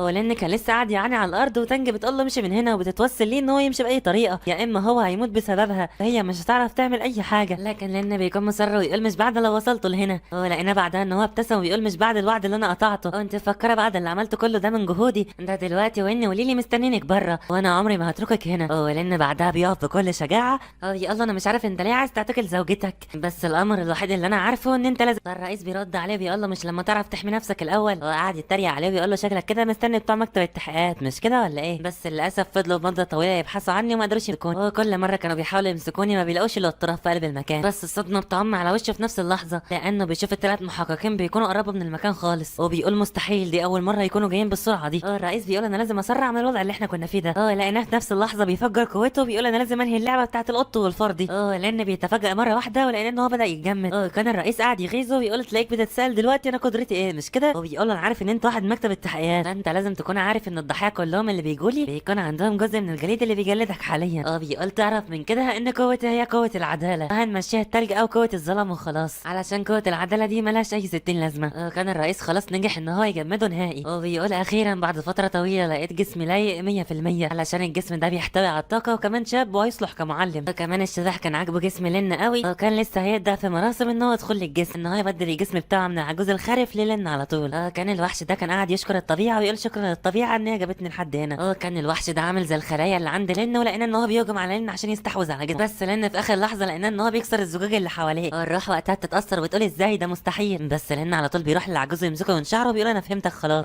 لقينا ان هو بيديله بدماغه على طول. بعد ما اداله في راسه بيرجع لورا كام متر، وبيكون وقتها العجوز قاعد ينزف من القلق وقاعد يشتم على لين وعلى دماغه علشان تنعش وقت طويل وانشف دماغ شافها في حياته، وعلشان كمان هو عوره. بس وقتها الرئيس كان حاطط في دماغه كل حاجه بتحصل، هو ازاي دلوقتي قدر ان هو يكسر ختم الجليد اللي انا كنت حاطه عليه، ده مستحيل ومحدش عملها قبل كده. بس لان بيكون فرحان وبيقول ان وحش رقم 3 ده من زمان معروف عند محققين الظواهر، وهو كان متاخد كدرجه خاصه، انه ظهر في الملفات كلها عندهم انه اي شخص بيتجمد بيظل فيه علامه من الجليد موجوده. فلان بيكون ماسك شاكوش وبيقول لنا على الشاكوش ده ان هو دلوقتي لما ضربه جامد وفجره في الحيطه كان خافي ده عنه عشان كان متاكد من ده اللي هيحصل. لكن الرئيس بيضحك بكل غرور وبيقول له عشان انت شغلت دماغك شويه ماشي. بيقول له بغض النظر عن السرعه بتاعتك او قوتك فانت كده كده محطم بالنسبه لي في قلبي، محسسني ان هو بيحبك قوي. بس بنكمل بعدها بقى عشان لقينا ان هو بيستدعي كرات من الطاقه لان بيجري منها عشان يحاول يتفاداها. لكن لقيناه مره واحده ان هو التف وبيستخدم خيوط العنكبوت بتاعته اللي كانت متجهه ناحيه رقبته، لكن ما كانش قصده، كان مستمر عادي وكان في اسهم جليديه. لكن لان وقتها كان قاعد يستخدم الاشباك بتاعته علشان يحصره بيها. بس الرئيس بيطلع من هناك متعصب وبيقول له احسن لك تكون مطيع عشان انت كده كده ميت. لقينا ان هو بيستخدم مجال الجليد كامل بتاعه لان ان في عاصفه ثلجيه بتحصل في المكان، حتى الارضيه بالكامل بتكون اتجمدت. الرئيس كان بتطلع منه هاله متدفقه مخيفه. كان قاعد يقول للن ورينا هتهرب مننا ازاي. كان ماشي متفخر بنفسه يقول ان انا كنت لازم اخلص الموضوع ده من زمان. فلانه وقتها بيستخدم الاشباك بتاعته وبيتفادى كل الاشباك ولان بيبان عليه الارهاق الشديد. الرئيس كان قاعد يضحك ويتريق عليه علشان دلوقتي لن رمى اشباك كتير في كل مكان في الاخر ولا واحده صابته وخلت المكان معقد ليه اكتر. لكنه لن بيبتسم وقتها وبيقول مين اللي قالك ان انا كنت بضرب عليك اصلا، انا كنت قصدي اسيب هدف تاني خالص. كان ماسك الولاعه وبيهدد ان هو هيولع في المكان كله باللي فيه. الرئيس لسه ما بيكونش استوعب، بيقول له ولاعه انت عايز تدخن ولا ايه؟ وقبل ما يستوعب بيكون رمى الولاعه لان بيقول دي اسرع طريقه علشان نمحي الجليد من الوجود. وفعلا الارض كان بتولع في كل مكان. وقتها الرئيس بيقول له ان انت مش هتعرف تهرب كمان انت من بحر النار اللي احنا فيه. ولان بيجاوبه بيقول له ده ارحم بكتير من ان انت تاخد الجسد بتاعه وتستولي عليه. هو بيضحك لانه بيقول له انا مش معروف مين اللي هيموت الاول، بس اللي اعرفه ومتاكد منه ان انا بسمح لوقت لزمايلي في المكتب ان هم يجوا هنا، وانت متاكد وعارف لما يوصلوا هنا هيقتلوك. والرئيس بيكون مبسوط قوي بيقول له ان انت مش سهل فعلا بس احنا بنلتقي مره تانية. فالرئيس يعدي من النار وبيقول له ممكن اشوفك المره الجايه، بس بيرسم له النار حواليه وبيقول له اذا كان في مره تانية بعد موتك وتفحمك هنا. ووجد ان الرئيس بيختفي من وسط النار مره واحده. بعدها لان بدا يسكت مره واحده ويقول درجات الحراره بدات تزداد اكتر. بس تانج مره ظهرت ليه وكان قاعده تنادي على اسمه علشان يصحى، وكانت قاعده تقول له ايه اللي جابك لهنا مش في خطوره عليك. فلان وقتها بيهديها وبيقول لها ما تخافيش ان الامور كده بالفعل انتهت خلاص، انت ما شفتش الراجل السيء ده هرب من المكان. بس وقتها في نفس اللحظات دي النار بدات تلتف حواليهم. فبتقول له طب احنا هنغادر من هنا ازاي؟ مش احنا كده هنموت هنا ولا ايه؟ فلان بيقول لها واحنا فعلا ما نقدرش نخرج. بس بيضحك مره واحده ويقول لها بس مش كل مره. وتانج بيقول له انت قصدك ايه؟ ولان بيكون واثق من نفسه فعلا. فبنلاقي مره واحده انذارات اشتغلت في كل مكان والميه كانت بتنزل على الحريق. والحريق كان قاعد يري ولان كان ماسك ايديها وبيقول لها يلا بينا دلوقتي الشرطه هتيجي قريب. انا مش عايز اشرح لهم اي حاجه وجو اصلا كده كده مأمن لنا السطح ومستنيين عشان نطلع. وبعدها لان بيقول لها امسكي فيا علشان نمشي من هنا بسرعه. بس هي وقتها بتنحرج وبتقول له انت قصدك ايه؟ فلان بيقول لها يا غبيه انت بتفكري بايه؟ دلوقتي شظايا في كل حته ونار، فدي الطريقه اللي هتكون اسرع. فوقتها بينزل على الارض وبيقول لها يلا تعالي ده لو مش عايزه تتاذي يعني. فبتقول له ماشي بكون على ظهره وكان قاعده تقول والدها. فبيقول لها انت فعلا عايزه تاخدي والدك بعد اللي عمله ده كله؟ فبتقول له في النهايه المفروض ان جانج ده هو بيكون والدي. بس لان بيهديها في الوقت ده ويقول لها ما تقلقيش الوضع دلوقتي هيكون كويس اصل مش هيحصل له اي حاجه لان اصلا الشرطه هتيجي كمان شويه. بعدها بنلاقي لان طالع على الدرج وبيقول ان ليه دلوقتي هيجي وانا مش عايز اكشف على القدره بتاعتي قدامهم خالص علشان مش عايز يفقد السيطره على نفسه بسبب الثقب الاسود اللي في ايده، عشان في مرات القوه بتحاول تسيطر عليه وان هو دلوقتي هيغادر من المكان ده وبعدها يشوف السبب اللي بيحصل ليه. بعدها اللي بيفصلنا ان تانج قاعد تعيط وقاعده تشكر لان بيتحرج وبيقول هي ليه بتعيط لحد دلوقتي ما الموضوع خلص خلاص. بس لان وقتها بيرزع الباب بتاع السطح وبيطلع منه. وجو اول ما بيشوفه بيقول له يا لين هو ايه اللي انت عملته عشان الدور اللي تحت يولع كده؟ بيقول له انا كنت بقاتل روح رقم 3 وهي كانت حابسه تانج، لكنه بعد اللي حصل ده هرب دلوقتي. فجو بيتفاجئ ان شبح رقم 3 هو اللي موجود في المكان ده. بس لان بيفكر فيها بيقول دلوقتي في شيء غريب اشمعنى تانج اللي يخطفها بالذات وبيكون عايزها. وبيسال تانج وبيقول لها هو انت تعرفي رقم 3 من اصله وهو ليه قبض عليك من الاصل؟ فتانج بترد عليه بتقول ان هو قال سنه وتاريخ وحاجات كده غريبه والساعه وكان بيقول ان هي المكمل النهائي اللي كويس جدا ليه. وبتكمل لان كلامها علشان كان بيقول لها كلام غريب ان انت لازم تقدمي طاعتك وحاجات غريبه كده. فلان وقتها بيقول لها ان هو كده مش هسيبك ترحلي. فوقتها لان بيعمل 2 على اصابعه وبيقول لها دلوقتي قدام الخيارين، الخيار الاول ان انت تستني الشرطه وتحكي لهم على اللي حصل كله وتطلبي اللجوء من الشرطه، يا اما الخيار الثاني تنسي كل اللي حصل النهارده وتروحي مدرستك عادي ومكتب التحقيقات هو هيكون بيحميكي، احنا وراكي وفي ظهرك ومش هنسيبك. فتانج وقتها بتقول له الخيار الثاني. فبيوضح لها لان وقتها ان هو مش هتكون محميه بنسبه 100% وما برضك عليها ان هي تتعرض للخطر عادي. فبتقول له ان ده مش مهم عشان هي واثقه فيه. بس وقتها بتمسك ايده وبتقول له بس انت يجب عليك لو حسيت بالخطر بعد كده ان انت تهرب من المكان. فتقعد تاكد عليه لحد ما يوافق وبيوافق فعلا وبيهز دماغه. بس بعدها بيحط ايده على قلبه وبيقول ان شبح رقم 3 ده مش هيستسلم ابدا علشان شخصيه الرئيس ما كانتش سهله ابدا، وهو لان دلوقتي عرف كل مهاراته فهو هيتدرب لحد ما يعرف يقاتله. بيقول اكيد في المره الجايه مش هخليه يسمح له ان هو يهرب وهقدر ان انا اهزمه وجه لوجه بعد كده. بس بعدها بقى بنلاقي ان في كميه عربيات بتكون قدام المكان، وبنرجع للسطح التاني عند جو لين بيقول لهم ان الرداء ده هيكون مكان للتزحلق علشان نروح لهناك، وان في عربه تحت هناك لازم نروح لها. علينا بيبص له كده على الشيء اللي هو بيرتديه، فجو على طول بياكد له ان هو لازم يلبسه، بس لين وقتها بيبتسم له وبيقول له لا، ولان ان هو بيقفز مع تانج. كانت تانج ما تعرفش المتخلف ده بيعمل ايه، لكن بيستخدم الشباك بتاعته لان هو بيرميه على مبنى، وبعد ما الخيط بتاعته مسكت في الجدار بقى بينزل بشكل كويس جدا. كان لين بيقول له انا هستنيك تحت بقى، بس جو بيقعد ينادله وبيقول له انت ما عندكش مفاتيح السياره اصلا. كان قاعد يفكر في لين وبيقول له طالما هو عنده خيوط وشباك كده، كان قاعد يفتكر ان هو سبايدر مان ولا حاجه، بس بيقول للاسف ما حدش بيحب في فريق التحقيقات ان هو يلبس ملابس ضيقه زي ملابس سبايدر مان كده، وده اللي جو بيفكره ان هو عنده قوه العنكبوت. بس بعدها جو بيكون خايف شويه لكن بيرمي نفسه من على المبنى، وكان السلك ماشي بيه. بس بعدها بنرجع تاني لتحت لما بنلاقي ان بيكون في اخلاء للمبنى والشرطه في كل مكان، ووقتها مركز التحقيقات اخيرا جه، جايين بعد ما الامور ما تنتهي، والرئيس ليه كان بيسال شو هو ايه اللي بيحصل دلوقتي، ايه نوع الطاقه اللي موجود. فشو بيخبره ان مفيش الا طاقه واحده هي اللي موجوده ومتبقيه جوه. على طول بيخافوا وبيجروا لهناك وبيقولوا ممكن حصل حاجه للطفل ده ولا ايه. فلما كان خلاص بيجروا علشان يخشوا لقينا ان الشرطه بتوقفهم وتقول لهم ان خلاص المكان ده انغلق تماما، وان مش مصرح ليهم ان هم يخشوا ابدا. بس الولد الاصفر جيانج قعد يقول لهم ان انا عارف قائدكم اتصلوا بيه وهو هيعرفكم انا مين. بس لقينا ان في شرطي قاعد ينادي على جيانج من بعيد، فوقتها بيقول له وبيهزر معاه بيقول له هو ايه الروح الشريره اللي عجبتوا بيها لحد تيجوا هنا. بس جيانج بيقول له مفيش وقت للهزار عشان في شاب جوه يخصنا. فعلى طول الحارس لما بيشوف ان الامر جدي بيكلم الحارس التاني اللي واقف على الباب وبيقول له دخلهم، دول عارفين هم بيعملوا ايه كويس، فعلا بيسمحوا لهم بالدخول وبيكونوا ماشيين. والحارس كان قاعد يقول ان الظواهر الغريبه قررت اكتر من مره، فبيروح الرئيس ليه على طول ويقول له انا عايز انضم ليكم. بس الرئيس ليه بيبتسم ويقول له ان الحاجات دي ملهاش دعوه بيك، ان الظواهر الغريبه دي ممكن تاثر عليك وما ينفعش ان انت تشوفها عشان الامور ممكن تتدهور وتتاذى انت. وقتها بيقول لهم انا بتاع مراقبه وخلاص، وانا كده كده اصلا هقدر اساعدكم في اي حاجه، وانا يعتبر مراقب للمكان واعرف هخرجكم منين. فالرئيس ليه على طول بيقول له طيب يلا تعالى نطلع مع بعض. بس جانج بيقول له انا هبدا بالخطوه الاولى، وكان قاعد يجري بسرعه لحد ما لقينا ان هو قاعد يطلع طابق طابق لحد ما وصل للطابق ال 15، ولما بيخش على الطابق بيتفاجئ مره واحده من اللي بيحصل قدامه عشان لقى عدد كبير من الجثث مرميه على الارض. فجانج اول شاب بيقابله بيقوم قاعد يضربه على الارض وبيقول له هو انت ميت، فالتاني قاعد يصرخ وبيقول له ان هو يبطل يركله، وكان قاعد يتوسل ليه ان هو يطلب المستشفى عشان يجوا ياخدوه. جانج بعدها بيتعصب وبيقول هو مين اللي ضربكم كلكم كده، فكان بيرد عليه بيقول له ان احنا ما نعرفش بعض اصلا. بس جانج بيديله بالقلم وبيقول له هو انت بتضحك عليا، في رجاله كتير موجودين في المكان ده واكيد في شخص واحد على الاقل تعرفه. فالشخص ده بيرد عليه ان في عيل طويل ونحيف شويه كده ووسيم شويه هو اللي ضربنا كلنا كده. وجانج قاعد يساله هو كل ده توقع من واحد، وفعلا بيجاوب باه. وجانج كان بيفكر شاب طويل ونحيف ووسيم، وكان قاعد يفكر في لين، فبيفتح التليفون بتاعه ويوريه صورته بيقول له هو ده، بيقول له ايوه ده هو لوحده كسرنا كلنا ومحدش قدر يقف قدامه. وكان جانج لسه قاعد يستجوب الشخص ده، وكان الباقي كان لسه واصل. والشخص اللي اتدغدغ ضرب ده بيقول له ان هو طلع الطابق العلوي بعدها حصل انفجار، وهو ما يعرفش اي حاجه حصلت من بعدها. بس الرئيس ليه على طول بيقول له يا جانج سيبه بسرعه. فجانج بيقول له يا رئيس ليه انا ما عملتلوش حاجه، ده انا حركته شويه بس عشان استجوبه شويه اسئله. بس جانج وقتها فرح وبيقول ليه دلوقتي ممكن يكون لين بخير علشان كل البلطجيه اللي هنا دولت قالوا ان واحد بس هو اللي هزمهم، ممكن يكون يا رئيس ليه ده هو لين. بس الرئيس ليه بيقول له يا ابني مش لازم تعذب اي شخص تشوفه وخلاص، ما في كاميرات مراقبه في المكان واحنا هنعرف منها كل حاجه اللي حصل. وكان الرئيس بيديله الفيديو لما كان متحول لين الشيطان، وجانج لما كان قاعد يشوف بيقول هو ايه اللي بيحصل، الفتى الطفل ده عنده القدره دي ازاي، الواضح اصلا ان هو عنده قدره من القوه ضئيل جدا. والرئيس ليه بيقول له انا عايز اعرف حاجات كتير اكتر منك كمان، واذا كان الفتى ليه ده ضرب حد فاحنا اللي نتحمل. فالرئيس ليه لما قال ان احنا نتحمل كل المصايب بتاعته، شو وقتها قال له ان انت حتى سيبه يا عم، حتى لو عمل حاجه الديون دي كلها يدفعها، فاحنا من الاحسن لينا ان احنا ما نطردوش ونسيبه في قلب الفريق عادي، وهو هيسدد ديونه ببطء شديد. الفكره كان بتعجب جانج قوي، بس الرئيس ليه ما بيوافقهمش رايه، بيقول لنا يلا بس نمشي من هنا وعشان نشوف الراجل ده راح فين. وان المشكله دلوقتي ان كاميرات المراقبه مصوره بس الدور الخامس، اما بعد كده في الدور السادس اللي كان بيتقاتلوا فيه ما كانش موجود اثر لكاميرات المراقبه عشان ما كانتش شغاله. بيستمروا في الدخول عشان يوصلوا للطابق السادس، بيقابلهم نائب الرئيس اللي كان بيكون متكتف بقلب الخيوط. جانج بيقول له هو ده شخص مألوف بالنسبه لنا مش كده ولا ايه، وشو وقتها بيقول له ان هو شخص مطلوب من درجه سي. كمان لما بيوريه له الهاتف بيقول له ان هو عنده قوه سوداء، ان هو بيستخدم قوه الحيوان بتاعه عشان يقدر يطير بيها. كان يعتبر الشخص ده متعب كل الشرطه وكل اللي موجودين علشان اصلا يجيبوه، بس شو بيقول ان هو في الاخر لان هو اللي مسكه. ضابط الشرطه بيقول الواد اللطيف ده سهل الامور علينا جدا، بس الرئيس ليه وقتها بيقول احنا لازم نوصل للين الاول وبعدها نتحدث عن الباقي ونستجوب الشخص ده. وبعدها بيبدا ضباط الشرطه ان هم يفتشوا في كل مكان على اي اثر، وبعدها ضابط من ضباط الشرطه بيجي للضابط الاساسي بيقول له انه في غرفه الانتظار كان في واحد راجل في منتصف العمر وكان مقيد وفقد الوعي، والشخص اللي كان بيتكلم عليه ده بيكون ابو تانج. بيقول له كمان ان هم فتشوا السطح وما لقوش اي حاجه، فالضابط المسؤول عنهم بيقول له خلاص وديه المستشفى باسرع وقت، وقال له حاضر وسابه ومشي. بس شوف وقتها كان بينادى على ليه، بيقول له ان في حاجه غير طبيعيه لازم نتعامل معاها. ولما بنشوف الحاجه الغير طبيعيه دي الجلد اللي بيكون متجمد على الارض، ليه مسكه شويه اتفرج عليه وبعدها لقينا ان هو بياكله خلاص عشان يفحصه هو عامل ازاي. شو كان بيقول ان الاجزاء دي غير طبيعيه عشان لسه بتحتوي على طاقه روحيه. الرئيس ليه بيقول له شكل الاوضاع كده سيئه، وبعدها بيقوم ويقول له ان الجسد الروحي اللي عمل الحاجه دي بيكون هو اكيد رقم 3 اللي بنبحث عنه. شبه كان الصدمه كبيره على وشه قوي لما بيسمع رقم 3. بس الشرطه بعدها بقى قبضت على كل المجرمين اللي كانوا موجودين، ومكتب التحقيقات اخذ الولد معاه وكانوا بيودعوهم علشان يمشوا وخلاص. وبعد ما راحوا لكلهم خلاص بيكون على طول الرئيس ليه بيقول له هو انت بتعمل ايه وانت اي منظمه منضم ليها، فبيقول له ان هو شخص واحد بس كان بيدفع لي المال وانا بقضي كل حاجه هو عايزها، وده بيكون كل حاجه وانا ما اعرفش اي حاجه تانية اقولها لك. هو ليه بيهدده وبيقول له انت لسه ما تعرفش قوتي وشكلك كده مش هتكون متعاون معايا. فلقينا ان هو بيستخدم قوته عليه، ولقينا ان هو مره واحده بينزل ركع على الارض وبيتألم من الوجع، وليه قاعد يضغط عليه وبيقول له ان انت لو ما اعترفتش فانا هسحقك لحد الموت، ما حدش هيقدر يحميك مننا خالص. فبيقول له ان تعذيب السجناء بتاعك ده مش هيفي بالغرض لان عندي حقوق. هو ليه بيقول له ان مفيش اي تعذيب جسدي هيكون على جسمك من اساسه لانك هتموت من الداخل، بس ده هيفرق طبعا ده اذا مات 3. وكان قاعد يقول له رقم 3 هيقتلك كده كده، فانت مكتب التحقيقات هيحميك وانت تقول لي على كل حاجه. والنائب بيكون مذهول ان هو هيتخذ الامور اللازمه. هو الرئيس ليه كان قاعد يصرخ عليه وبيقول له هتجاوبني ولا لا، فالنائب على طول بيقول له انا قلت لك كل حاجه. فبيقول له يعني مش هتعترف؟ فبيقول له على طول ان كل اللي يعرفه ان الولد اللي جاي هنا هرب من المكان. فليه على طول بيمسك فيه بيقول له انت متاكد ان هو هرب من المكان؟ فبيقول له هرب مع شويه الاشخاص اللي كانوا معاه، هو ان انا متاكد لان رئيسي هو اصلا كان مستنيه، وهو لو هرب فاكيد هو عنده اصابه عشان الرئيس بتاعي صعب جدا ان انت تتعامل معاه وهو قوي جدا. فشو وقتها بيقول ان كلامه صحيح لان نبضات قلبه لسه ثابته، فمعنى كده ان كلامه حقيقي. والجنج بيضحك وقتها بيقول دلوقتي انه لان مسك اكبر المجرمين دلوقتي فهيكون ده من السهل عليه ان هو يدفع فاتوره المجرمين البلطجيه اللي ضربهم دول، علشان بيكون في فاتوره للمستشفى عشان كسرهم. بس ليه بيكمل بقوتنا هنقدر ان احنا نوصل لهم اكيد، وهنعرف كل شخص كان بيعاونهم ازاي، وده واحد من الاشخاص واعترف. بس شو وقتها بياخد باله من حاجه وبيقول يا ليه بص فوق كده، هو بيكون في ظل شخص فوق المبنى وما نبص كده بنلاقي ان وشه مش باين، بس بيظهر بعد كده وشه بيكون فيه هرب بري ملتفه حواليه، ومره واحده لقينا ان هو بيفرد جناحاته وبيطلع للهواء فوق وبيشكل طاقه كبيره جدا، حتى ان شو بيستعجب من الطاقه الروحيه الكبيره اللي عنده دي. بس وقتها ليه بيستخدم مهارته علشان يحمي المكان، لكن الشخص الغامض ده بيرمي كرات من طاقه محمله بالجليد. هو شو اللي كان ثابت مكانه الجنج على طول بيحاول ينقذه، وليه بيستخدم مهارته علشان يصدهم، بس بيحصل انفجار في قلب المكان كله. ولقينا بعد ما الضباب بدا ينشقع لقينا ان على طول ليك هو اللي كان صد الضربه، وكان صد جزء منها بسيط وكانت 4 ضربات بالظبط. بس بعدها بيبص بسرعه للي وراه وايه اللي حصل لهم، هو كان نائب الرئيس اللي كانوا قاعدين يستجوبوه مات خلاص. والجنج بيكون حمى شو في اخر لحظاته،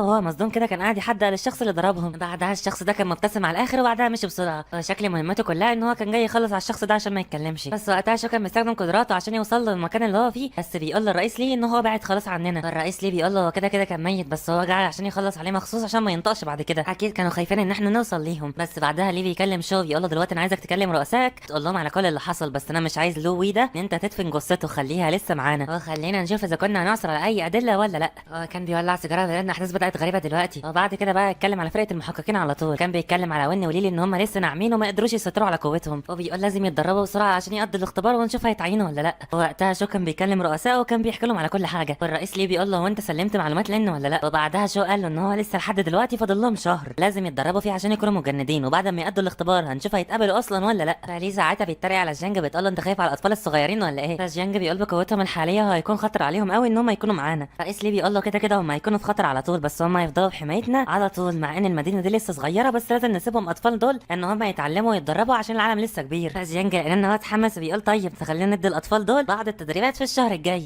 كان جانج بيقول ما تخليش اي فرقه تانية من بره المدينه يتريقوا علينا عشان مدينه بنهاي لازم تكون قويه. فشو بيقطعهم بيقول له فرقه التحقيق الخاصه وصلت، هو بيكون في طياره فوقيهم مره واحده وكانت نازله عليهم. بس بعد كده تنتقل احداثنا للمطعم بتاع تانج، ولقينا لين قاعد على الكرسي وبعدها لقينا ان هو بيفكر في ايه، بيقول انا اخيرا فهمت دلوقتي ايه سبب الظهور الغريب بتاعهم ده، عشان التعامل مع الاشباح بقى متعب جدا. بس اللي بيقطع في وقتها ان البت تانج بتكون وصلت وبتقول له خد الاكل اهو، وهو طبعا ما اقولكوش مفجوع على اللحمه، كان تنى قاعد ياكل لحد ما خلص وكان شبعان على الاخر. وبعد ما اكل كان بيقول لتانج هو انت دلوقتي هتعملي ايه بعد ما ابوكي راح المستشفى، هو انت هتنيكي عايشه في البيت بتاعهم لحد دلوقتي؟ فبترد عليه تانج وبتقول حتى لو اذاها في مشاعرها او اي حاجه لا ظل ان هم والديه ومفيش مكان تقعد فيه الا هنا اصلا، فهي هتنيها هنا في نهايه المطاف بعد اي حاجه. بس لان بيرمي في وسط الكلام بيقول لها طب ما تيجي تعيشي معايا انا المنزل بتاعي فاضي يعني. فتانج تتحرك ساعتها قوي ما بتكونش عارفه هي هتقول ايه، بس لان وقتها اللي كان قاعد يفكر في رقم 3 وبيقول طالما الشبح رقم 3 عايز تانج يبقى تنجذب الارواح ليها، بيقول ان الارواح النادره بتنجذب لريحه الزنجبيل ودي تقريبا اعلى جوده للارواح. فلان ما بيكونش همه موضوع البيت ده علشان هو بيكون فرحان قوي، بيقول انه ده هيكون مصدر رزق كبير قوي، هو ان طالما الارواح بتقرب من تانج فهو هيحميها وفي نفس الوقت هيكسب فلوس وبيكون فرحان قوي. بعدها بيكلم تانج بيقول لها ايه رايك دلوقتي، وبيقول لها ما تقلقيش انا عايش لوحدي بس المكان لسه نظيف. بعدها بيقرب منها بيقول لها هتيجي ولا ايه، فبتكون البت تانج محرجه شويه زي الهبله كده وتكون شاكله شويه، فبيقول لها يعني انت كده جايه، فبتقول له لا انت بتقول ايه، فلان على طول بيطبطب عليها ويقول لها خلاص انت كده موافقه عشان علامه السكوت بتاعتك دي، وبيقول لها تجمع كل حاجتها عشان هو بكره الظهر هياخدها معاه للمكان الجديد. البت ما بتلحقش تتكلم علشان لانه بيسيبها ويخلع، وبيقول لها ما تنسيش ان انا هاجي اخدك بكره. وقتها بتكون محروجه جدا ان هي ما لحقتش تقول اي حاجه لين، وبتقول ان قلبها بدا ينبض قوي دلوقتي، شكلها بدايه علاقه حب زباله، بس مش هنضيع اللحظات الجميله بتاعتها دي عشان بتفتكر لين لما كان بيدافع عنها وسط النار، وهي بتحس ان هي بتحبه دلوقتي من بعد الموقف اللي عمله ده، مع انه عيل سيس وحرامي يروح لارض البحر وبيكون في سفينه في طفل قاعد فوق، والطفل ده كان امه بتنادي عليه في وقتها علشان ينزل. بعدها لما بيلاقي ان الجو ممطر بينزل وبتقول له وانت شفت ايه علشان تنيك قاعد كل الفتره دي؟ فبيقول لها انا طول الفتره دي كنت قاعد شايف سمكه كبيره جدا. بتقول له يلا علشان تاكل. ولما كان قاعد معاها كان الطفل فرحان قوي بيقول انا شفت من بعيد سمكه كبيره جدا ضخمه كان بتعوم في المكان. فامه بعدها بتقول له طب كل طيب، وبتكون بتقول له ان انت كداب عشان ما فيش سمكه كبيره في قلب البحر ده. فبيقول لها ان انت لو مش مصدقيني فتعالي شوفي بنفسك. فبتقول له خلاص انا مصدقك. ووسط ما هما بياكلوا كده كان في روح بتتجه للقارب، وفعلا لقينا ان الروح دي طلعت في قلب المكان وكانت مبتسمه جدا وشكله عايز ياكلهم. بعد كده بنتجه ناحيه سياره بتكون جنب المركب، وكان جواها جو اللي كان فرحان قوي بقدره لين. وبيقول انا اول ما ارجع هقول لليلي وين على قدره لين، وهقول لهم كمان ان لين هيدربني علشان اصبح اقوى. بيقول ده كان حلم من زمان ان انا اكون قوي علشان اكون واحد من مكتب التحقيقات رسمي واقدر احارب الارواح الشريره. بس لقينا ان هو بيوقف السياره مره واحده وبيحس بحاجه. هو بيقول مره واحده ده نفس الشبح وبيكون خايف، بس على طول بيروح نفس الاتجاه اللي جاي منه روح الشبح. ولما بنروح عند السفينه بنلاقي ان هو لسه متابع الولد وامه، هو كان سعيد جدا وعايز يلتهمهم. بس على طول جو بيقول ان المكان ده بيكون مسكن في قلب الشاطئ وان انا مش هسمح له ان هو يقتل اي شخص. فجو بيحاول يستخدم طاقته لقينا ان هو بيجمعها مره واحده، هو بيطلق من عند الشاطئ سهمين رمليين. هو الاسهم الرمليه بتاعت جو فعلا بتضايق الشبح، وبعدها لقينا ان هو بيتعصب جدا وبعدها بدا ينطلق ناحيه الشاطئ لحد ما لقينا ان هو وصل عند جو. وجو بعدها بدا يهرب ويقول له ايوه تعالى ورايا. ووسط ما جو بيهرب كان بيقول ان الرمال ثقيله جدا، فبدا يستخدم قوته بالرمال علشان يكتف بيها الشبح. وجو وقتها بيفرح بس ما بيفرحش كتير عشان لقينا ان الشبح بيطلع من الرمال اللي كان بيحبسه منها. فجو بيكون مصدوم ويقول ده ازاي ده مستحيل. فوقتها الشبح كان بيجي ناحيه جو علشان يجي ناحيته، وجو بيقول ان هو من الصعب دلوقتي عليا ان انا احمي نفسي علشان كميه المطر الموجوده في كل مكان والمياه. بس جو برضك بيكون مصمم ومعاند وكان بيستخدم الطاقه الرمليه بتاعته علشان يمنع الوحش ان هو يوصل له. فجو بيتصدم مره واحده لان الشبح غفله وكان بيديله ضربه من وراه، وادت الضربه دي ان هو ينزف وشكله كده في وضع خطير جدا. بس بعدها بقى بننتقل لمكتب التحقيقات اللي بيكون واقف عند المشرحه، وكانوا بيسلموا جثه نائب الرئيس للمشرحه. بعدها بيخرجوا وليه كان بيولع سيجار وبيقول ان شكل لين خافي حاجات كتير جدا ما نعرفهاش. هو كان قاعد يحكي من بعد اللي شافه في الكاميرات لان بقى قوي جدا. بس الجنج بيقول انا مبسوط ليه علشان دلوقتي ممكن هنكون 4. بس الرئيس ليه بيتنهد وبيقول ان الواد ده مخبي لسه عننا حاجات كتير جدا، هو بيقول ان لو مكتب التحقيقات الخاص عرف حاجه عنه فهيسحبوه مننا وهيكون معاهم. بس الجنج وهم بيتكلموا طبيعي كده بيحس بحاجه مفاجاه، وبعدها بيقول للرئيس ليه في حاجه غير طبيعيه بتحصل دلوقتي. فالرئيس ليه بيقول له ما تهدي من نفسك لان تلاقيه كويس وهو هيقعد قريبا. فالجنج لما بيلاقيه هادئ كده بيقول له انا مش عارف اوضح لك كتير، بس لقينا ان هو بيجري على طول لحد ما بيوصل للموتوسيكل، وبيقول له ان في حد شكله في خطر. لقينا ان هو بياخد المكنه وبيمشي على طول، وعلى طول الرئيس ليه بعدها بيسكت وبعدها بيكلم شو بيقول له في المجال حوالينا في اي تغيرات في الطاقه. فلما شو بيستخدم تغيرات الطاقه بيقول له ان في خطر في المكان، وبيقولوا ان جو في خطر. بس بعدها بقى بنروح للين اللي بيكون ماشي في الطريق وبيبص كده بيحس ان في تقلبات طاقه بتاعه شبح رقم 3 كان لسه بيحاربه، وكمان بيحس بطاقه جو. فعلى طول لين ما بيضيعش وقته بيستخدم شباكه علشان يوصل لجو، وبيقول له استحمل يا جو ده احنا لسه متقابلين من فتره صغيره، بس استحمل بس عقبال ما اوصل لك، ده احنا لسه متقابلين يا اخي. بعد كده بننتقل عند جو اللي كان قاعد يعاني، هو كان قاعد يحاول يستخدم قدرته لكن بقى بالياس، وبيقول انا بعد كل ده فشلت في الاخر في تكثيف الرمال. هو بيقول ان الرئيس لي علمني ان انا احفر في الرمال والرمال الرطبه هقدر استخدمها، بس دلوقتي الرمال كلها مبلله وانا مش عارف استخدمها يا اما انا اللي فاشل. وهو كان قاعد يكح في دمه وحالته بتزداد سوء، والوحش قاعد يقرب منه وهو لسه قاعد يلوم في نفسه، وقاعد يقول انا بس لو كان عندي قدره زياده قويه انا عارف ان المهاره بتاعتي قويه جدا بس انا اللي مش عارف استخدمها، وقاعد يقول انا اللي شخص فاشل. هو بيقول انا اسف يا رئيس ليه بس انا في الاخر طلعت الطالب الفاشل. وفي ساعتها لقينا ان الوحش بيديله هجمات كتير لحد ما بيرميه بعيد، وجو منظره بائس وبيقول انا لو كان عندي شويه طاقه بس انا كنت هثبت نفسي، بس خلاص انا فقدت الامل وما عنديش اي طاقه ان انا استخدمها. فبيسلم نفسه والشبح بيكون قدامه، وكان قاعد يضحك بهستيريا شديده لانه هياكله خلاص. بعدها بنلاقي ان الشبح فعلا بيستخدم ايده علشان يخترق بيها صدر جو، وجو كان قاعد يصرخ من الالم لدرجه ان الوحش كمان كان قاعد يسحب منه قلبه، وكان الشبح خلاص وصل لقلبه وكان ماسكه في ايده وكان قاعد يلتهمه. بس كان في الاوقات دي في ظل ورا الشبح، وده كان لين اللي كان متعصب وكان قاعد يشتمه وكان نازل عليه بكل قوته لدرجه من قوه لين لقينا ان الشبح انفجر مره واحده. ولما لقينا الشبح اتفلق لاجزاء وكان قاعد يتلاشى لقينا ان هو مبتسم جدا، وكان في اشلاء من الشبح متطايره في كل حته. هو لين كان قاعد يقول لجو انت عامل ايه دلوقتي، وجو ما كانش بيرد عليه، بس لين بيكون متفاجئ لانه اتغدر منه من ورا من الشبح، لكنه مره واحده بيلتف عشان يرمي الجزء ده بعيد، والجزء اللي بيكون موجود من الشبح ده لقينا ان هو قاعد يطير على رقبه لين. هو لين كان قاعد يحاول يتفاداه في كل مكان، وهو كان بيتفاداه كان قاعد يتصاب ويقول انه على القدرات اللي تعمل كده، ده حتى جزء من الشبح بيخترق لجر لين في ساعتها. وجو بيكون لسه عايش وكان بيقول له ان انت لازم تتركني هنا، انا خلاص الاعضاء الداخليه بتاع الجسم انتهت خلاص فسيبني وارحل من هنا بسرعه. بس لين بيرفض ان هو يسيبه لوحده، وايدي الشبح بتهجم على لين مره تانية بس هو بيستخدم الشباك بتاعه علشان يصدها، بس الشباك ما بتستحملش كتير لحد ما لقينا ان هو بيهجم هجوم مضاعف على لين، والهجوم المضاعف ده لقينا ان هو بيتحول لهجمه واحده، ولين بيتفاجئ مره واحده لان الهجمات المتعدده دي بقت هجمه واحده قدامه بسرعه، فالضربه من كتر قوتها بترجعه لعند جو مره واحده. هو لين وقتها كان قاعد يقول انا استنزفت كل قواي العقليه علشان كنت بحارب شبح رقم 3،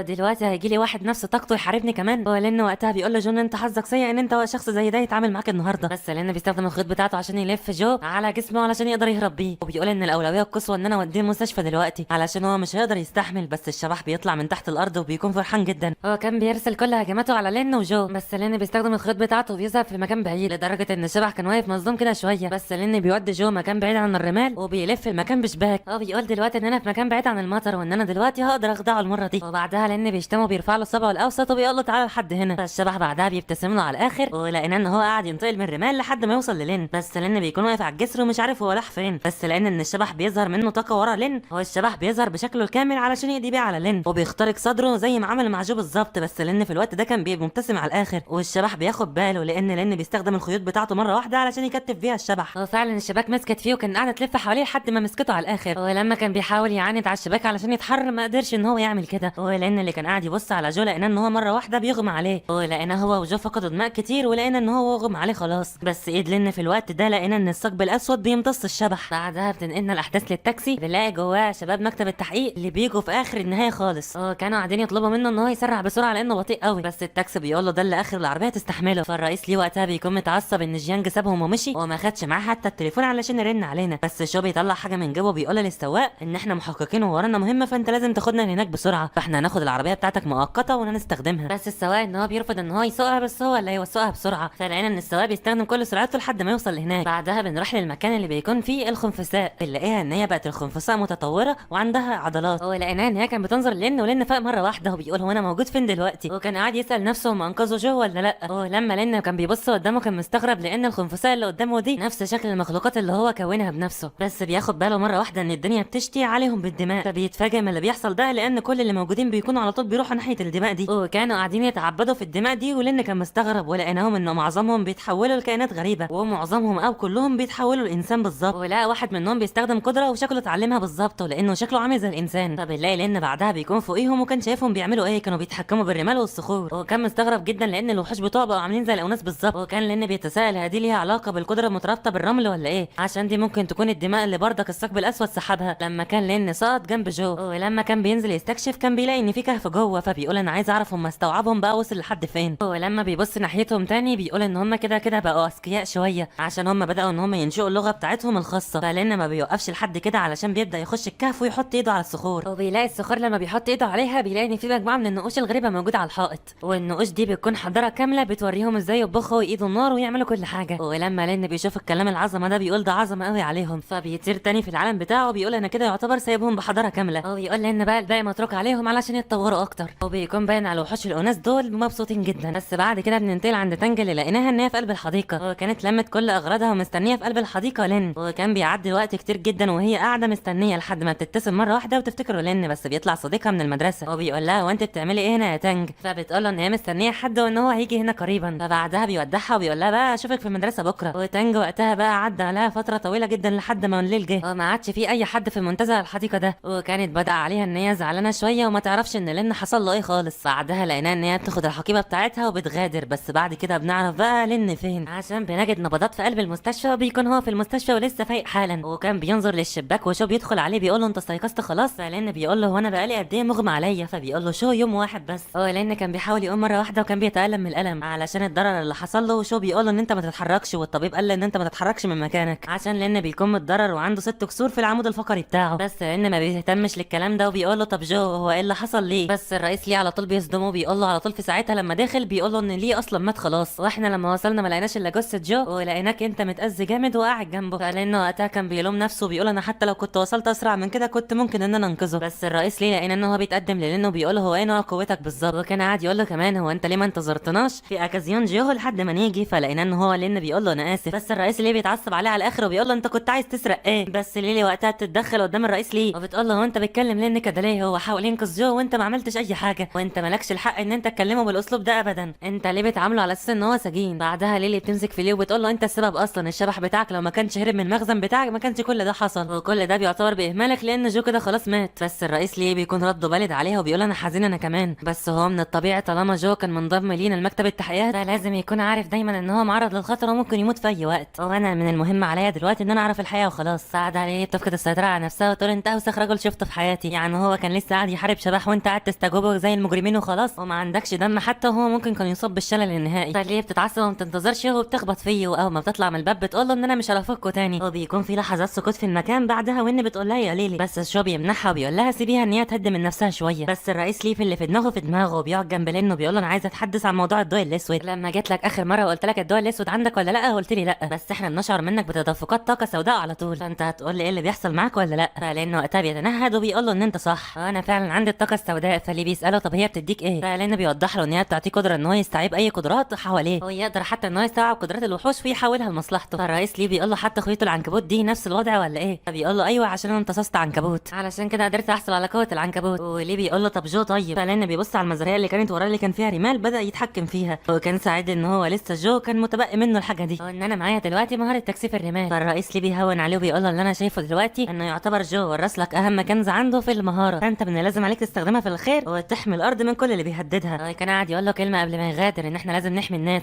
وده هيكون على كل عاتق واحد فينا. فلان بيقول له الكلام ده مظبوط وبدا يعيط على فراق جو. بس الرئيس ليه بيقول له اجمد يا عم كده، بعد شهر هيتم تجنيدكم وتكونوا متدربين حقيقيين. بس لان بيقول له انت مش شايف حالتي عامله ازاي، انا ازاي هتدرب ولا اعمل اي حاجه؟ فالرئيس ليه بيقول له انا هجيب لك ناس بيستخدموا قدرات الشفاء وهيساعدوك في خلال شهر واحد، وانت هتحقق انجازات بعد كده وتتشفى. والجنج برضه كان بيديله نصايحه وبيقول له دلوقتي انا شفت قدراتك كلها الاربعه، هو بيقول له ولا واحده فيهم مفيده الا بتاعه جو اللي انت لسه واخدها دلوقتي، وانت لازم بس تستوعب قدرات حلوه علشان تقدر تستعملها وتعمل انجازات وتاثر، عشان بيقول له قدراتك هتاثر في المستقبل عليك. بيقول له كده كده قبل التدريبات انا هعلمك ازاي تستفاد. لان بيقول له من الاحسن عليك بس ان انت ما تشدش عليها لبعض الاوقات دي ماشي. فبيتركوه ويمشي، وين اللي بتبقى متبقيه بتقول انا لازم اغادر انا كمان، بس لان بيوقفها مره واحده بيقول لها استني. فبيقول لها ان انا عايز اروح معاكوا، فبتقول له ما ينفعش لان الدكتور ما سمحلكش ان انت تخرج من هنا علشان انت لسه مصاب. فلان بيترجاها ان هي تاخده معاها لاخر مره علشان عايز يشوف قبر جو. ففي النهايه بتوافق، بس بعد كده بنروح ناحيه قبر جو، بيكون مكتب التحقيقات واقف قدام الجثمان بتاعه. حتى الجنجا وقتها كان قاعد على الارض وبيقول له اسف يا جو انا ما اعترفتلكش ان انا ما سلمتش الجواب بتاعك اللي هو فيه قدراتك علشان كنت خايف عليك لا ياخدوك مننا، وانت كنت اقوى مهاره طبيعيه شفتها في حياتي، وانا اسف لو كنت مخبي عليك كل ده وجاي اعترف لك بعد ما ماتك. كان بيسكب الشراب وبيخبره ان انا بلغت عنك المره دي وقلت للجميع على قدرتك العظيمه، واحنا متاكدين ان انت كنت عايز تبقى قوي عشان تحمي لي وين، وهما كمان كانوا بيعتقدوا كده ومش هيخلوا الموضوع ده يحصل مره تانية. والرئيس ليه برضك قاعد يقول كلمات حلوه لجو، وبيقول له انا اسف ان انا ما اديتكش اي اعتبار من ساعه لما بدانا، بس فعلا انا كنت هدربك عشان تكون اقوى بكتير، واحنا اصلا كنا مخبينك عشان تفتكر ان انت شخص عادي فتعرف تتطور بالمستقبل وتكون راشد. بعدها جيانج لقينا ان هو بيمسك قلم ويبدا يحفر في قلب الصخر، وشو بيقول له انت بتعمل ايه خطك وحش خلي الموضوع ده عليا، بس جيانج بيصر ان هو اللي يكتب الاسم بنفسه. بعدها بنلاقي لين وين بيكونوا جايين، وين بتقول له ان شباب مركز التحقيقات واقفين هناك اهم، وبتحكي له وين بقى على ذكرياتها لما تم انشاء مكتب التحقيقات بتاعهم ده، عشان كان اول حاجه من جو كان مع ليلي كان بيقول لها ان هو هيحميها، بس ليلي وقتها بتقول وانا اللي هتطور الاول واحميك يا غبي. وكانوا قضوا مع بعض لحظات جميله جدا. وكمان بتقول لين ان المكان اللي هنا اللي بيدفنوا فيه الناس ده كل المدافن اللي موجوده حواليه بتوع مكتب التحقيقات بس، ودولت من 300 عظيم، كل العظماء اللي شاركوا في مكتب التحقيقات بس هم اللي موجودين هنا. فبعدها الشباب بياخدوا بالهم من لين اللي بيكون جاي هنا. الرئيس ليه وقتها بيسال لين هو انت خايف ولا ايه؟ ان المنظر ده انا عارف ان هو بيخوفك بس شغلنا على طول اكيد بنسبه 100% لازم يعرضك للموت. فلين بيقول له الموضوع مش كده تماما علشان بدل ما ندفنهم كمان نتذكرهم طول العمر. فالرئيس بيقول له ده مصير كل الناس العاديه، وكده كده هم عارفين ان مفيش اي حاجه هتفلح معاهم يستخدموها علشان يقضوا على الاشباح، فعلشان كده محدش لازم يعرف عن كل المحققين دولت اي حاجه علشان حتى لو هيمجدوهم هيخافوا من موضوع الاشباح ده جدا، فلازم الموضوع ده بيفضل متكتم عليه. وكان القصد هنا يعني لان كان عايز يمجد جو بيخلي الناس كلها فاكره بطولاته ان هم حماهم، بس ليه فاهمه ان هو ما ينفعش يعرف الناس حاجه. وبيقول له ايه رايك لو كنت سمعت بالموضوع؟ فبيقول له انا كنت ممكن اصب بالجنون، فلين استخدم قدره الرمال علشان ينزل بيها الورود علشان يكون تقدير لجو. بعدها على طول كان بيسال على ليلي وهي موجوده فين، فالرئيس بيبص وراه ويقول ان ليلي هناك اهي. وليلي كان عندها تضرب الشجره وبتقول انت ليه رحلت؟ مش احنا اتفقنا ان احنا نأدي المهام مع بعض، واتفقنا كمان ان احنا نكبر مع بعض في القوه. وكانت قاعده تقول لجو لو انت رحلت مين اللي هيكون قائد الفريق بتاعنا من بعدك؟ وكانت قاعده تبكي وتعيط وتقول بصوت عالي ارجع يا جو. بس بعد الليله المأساويه دي بنرجع لمكتب التحقيقات، كان جانج بيكلم ليه فبيقول له ان احنا نواجه مشاكل كبيره في مدينه بانهاي ولا ايه؟ فبيقول له انت قصدك ايه؟ فجانج بيطلع كل اللي جواه بيقول له الشبح رقم 3 والمجموعه الثانيه اللي كانت قاعده تحميه، وكمان الراجل الطائر اللي كان جاء قتل النائب، كل ده مش هيكون خطر علينا وعلى التلاميذ ولا ايه؟ فليه بيهديه بيقول له عشان كده انا رسلتهم للتجنيد فما تخافش عشان هيتدربوا ويكونوا من نخبه النخبه والامور بعد كده هتكون كويسه. بس جانج بيقول انا عايز اقاتل معاهم برضك، بس وقتها اللي بيقطعهم كلهم ان الجرس بيرن، اللي بيكون على الباب البنت تانج، واللي كانت واقفه على الباب ساعتها البنت تانج كانت فرحانه وبتقول هو انت بخير، وتلاقيها كان قصدها على لين. وبس كده يا شباب دي تكون النهايه لحد اخر فصل موجود في القصه، وانا حتى جايب لكم القصه بالصينيه، هي لسه تانج ما تعرفش ايه اللي حصل للين ولا اي حاجه من الاحداث دي، بس انتوا اكيد القصه عجبتكم كتير يعني، فعلشان كده عايز دعم اسطوري على المقطع ده اشتراكات ولايكات، وعشان لو موسم تاني نزل انزل لكم على طول بالموسم التاني. وقبل ما تقفل الحلقه ما تنساش تصلي على النبي عليه افضل الصلاه والسلام.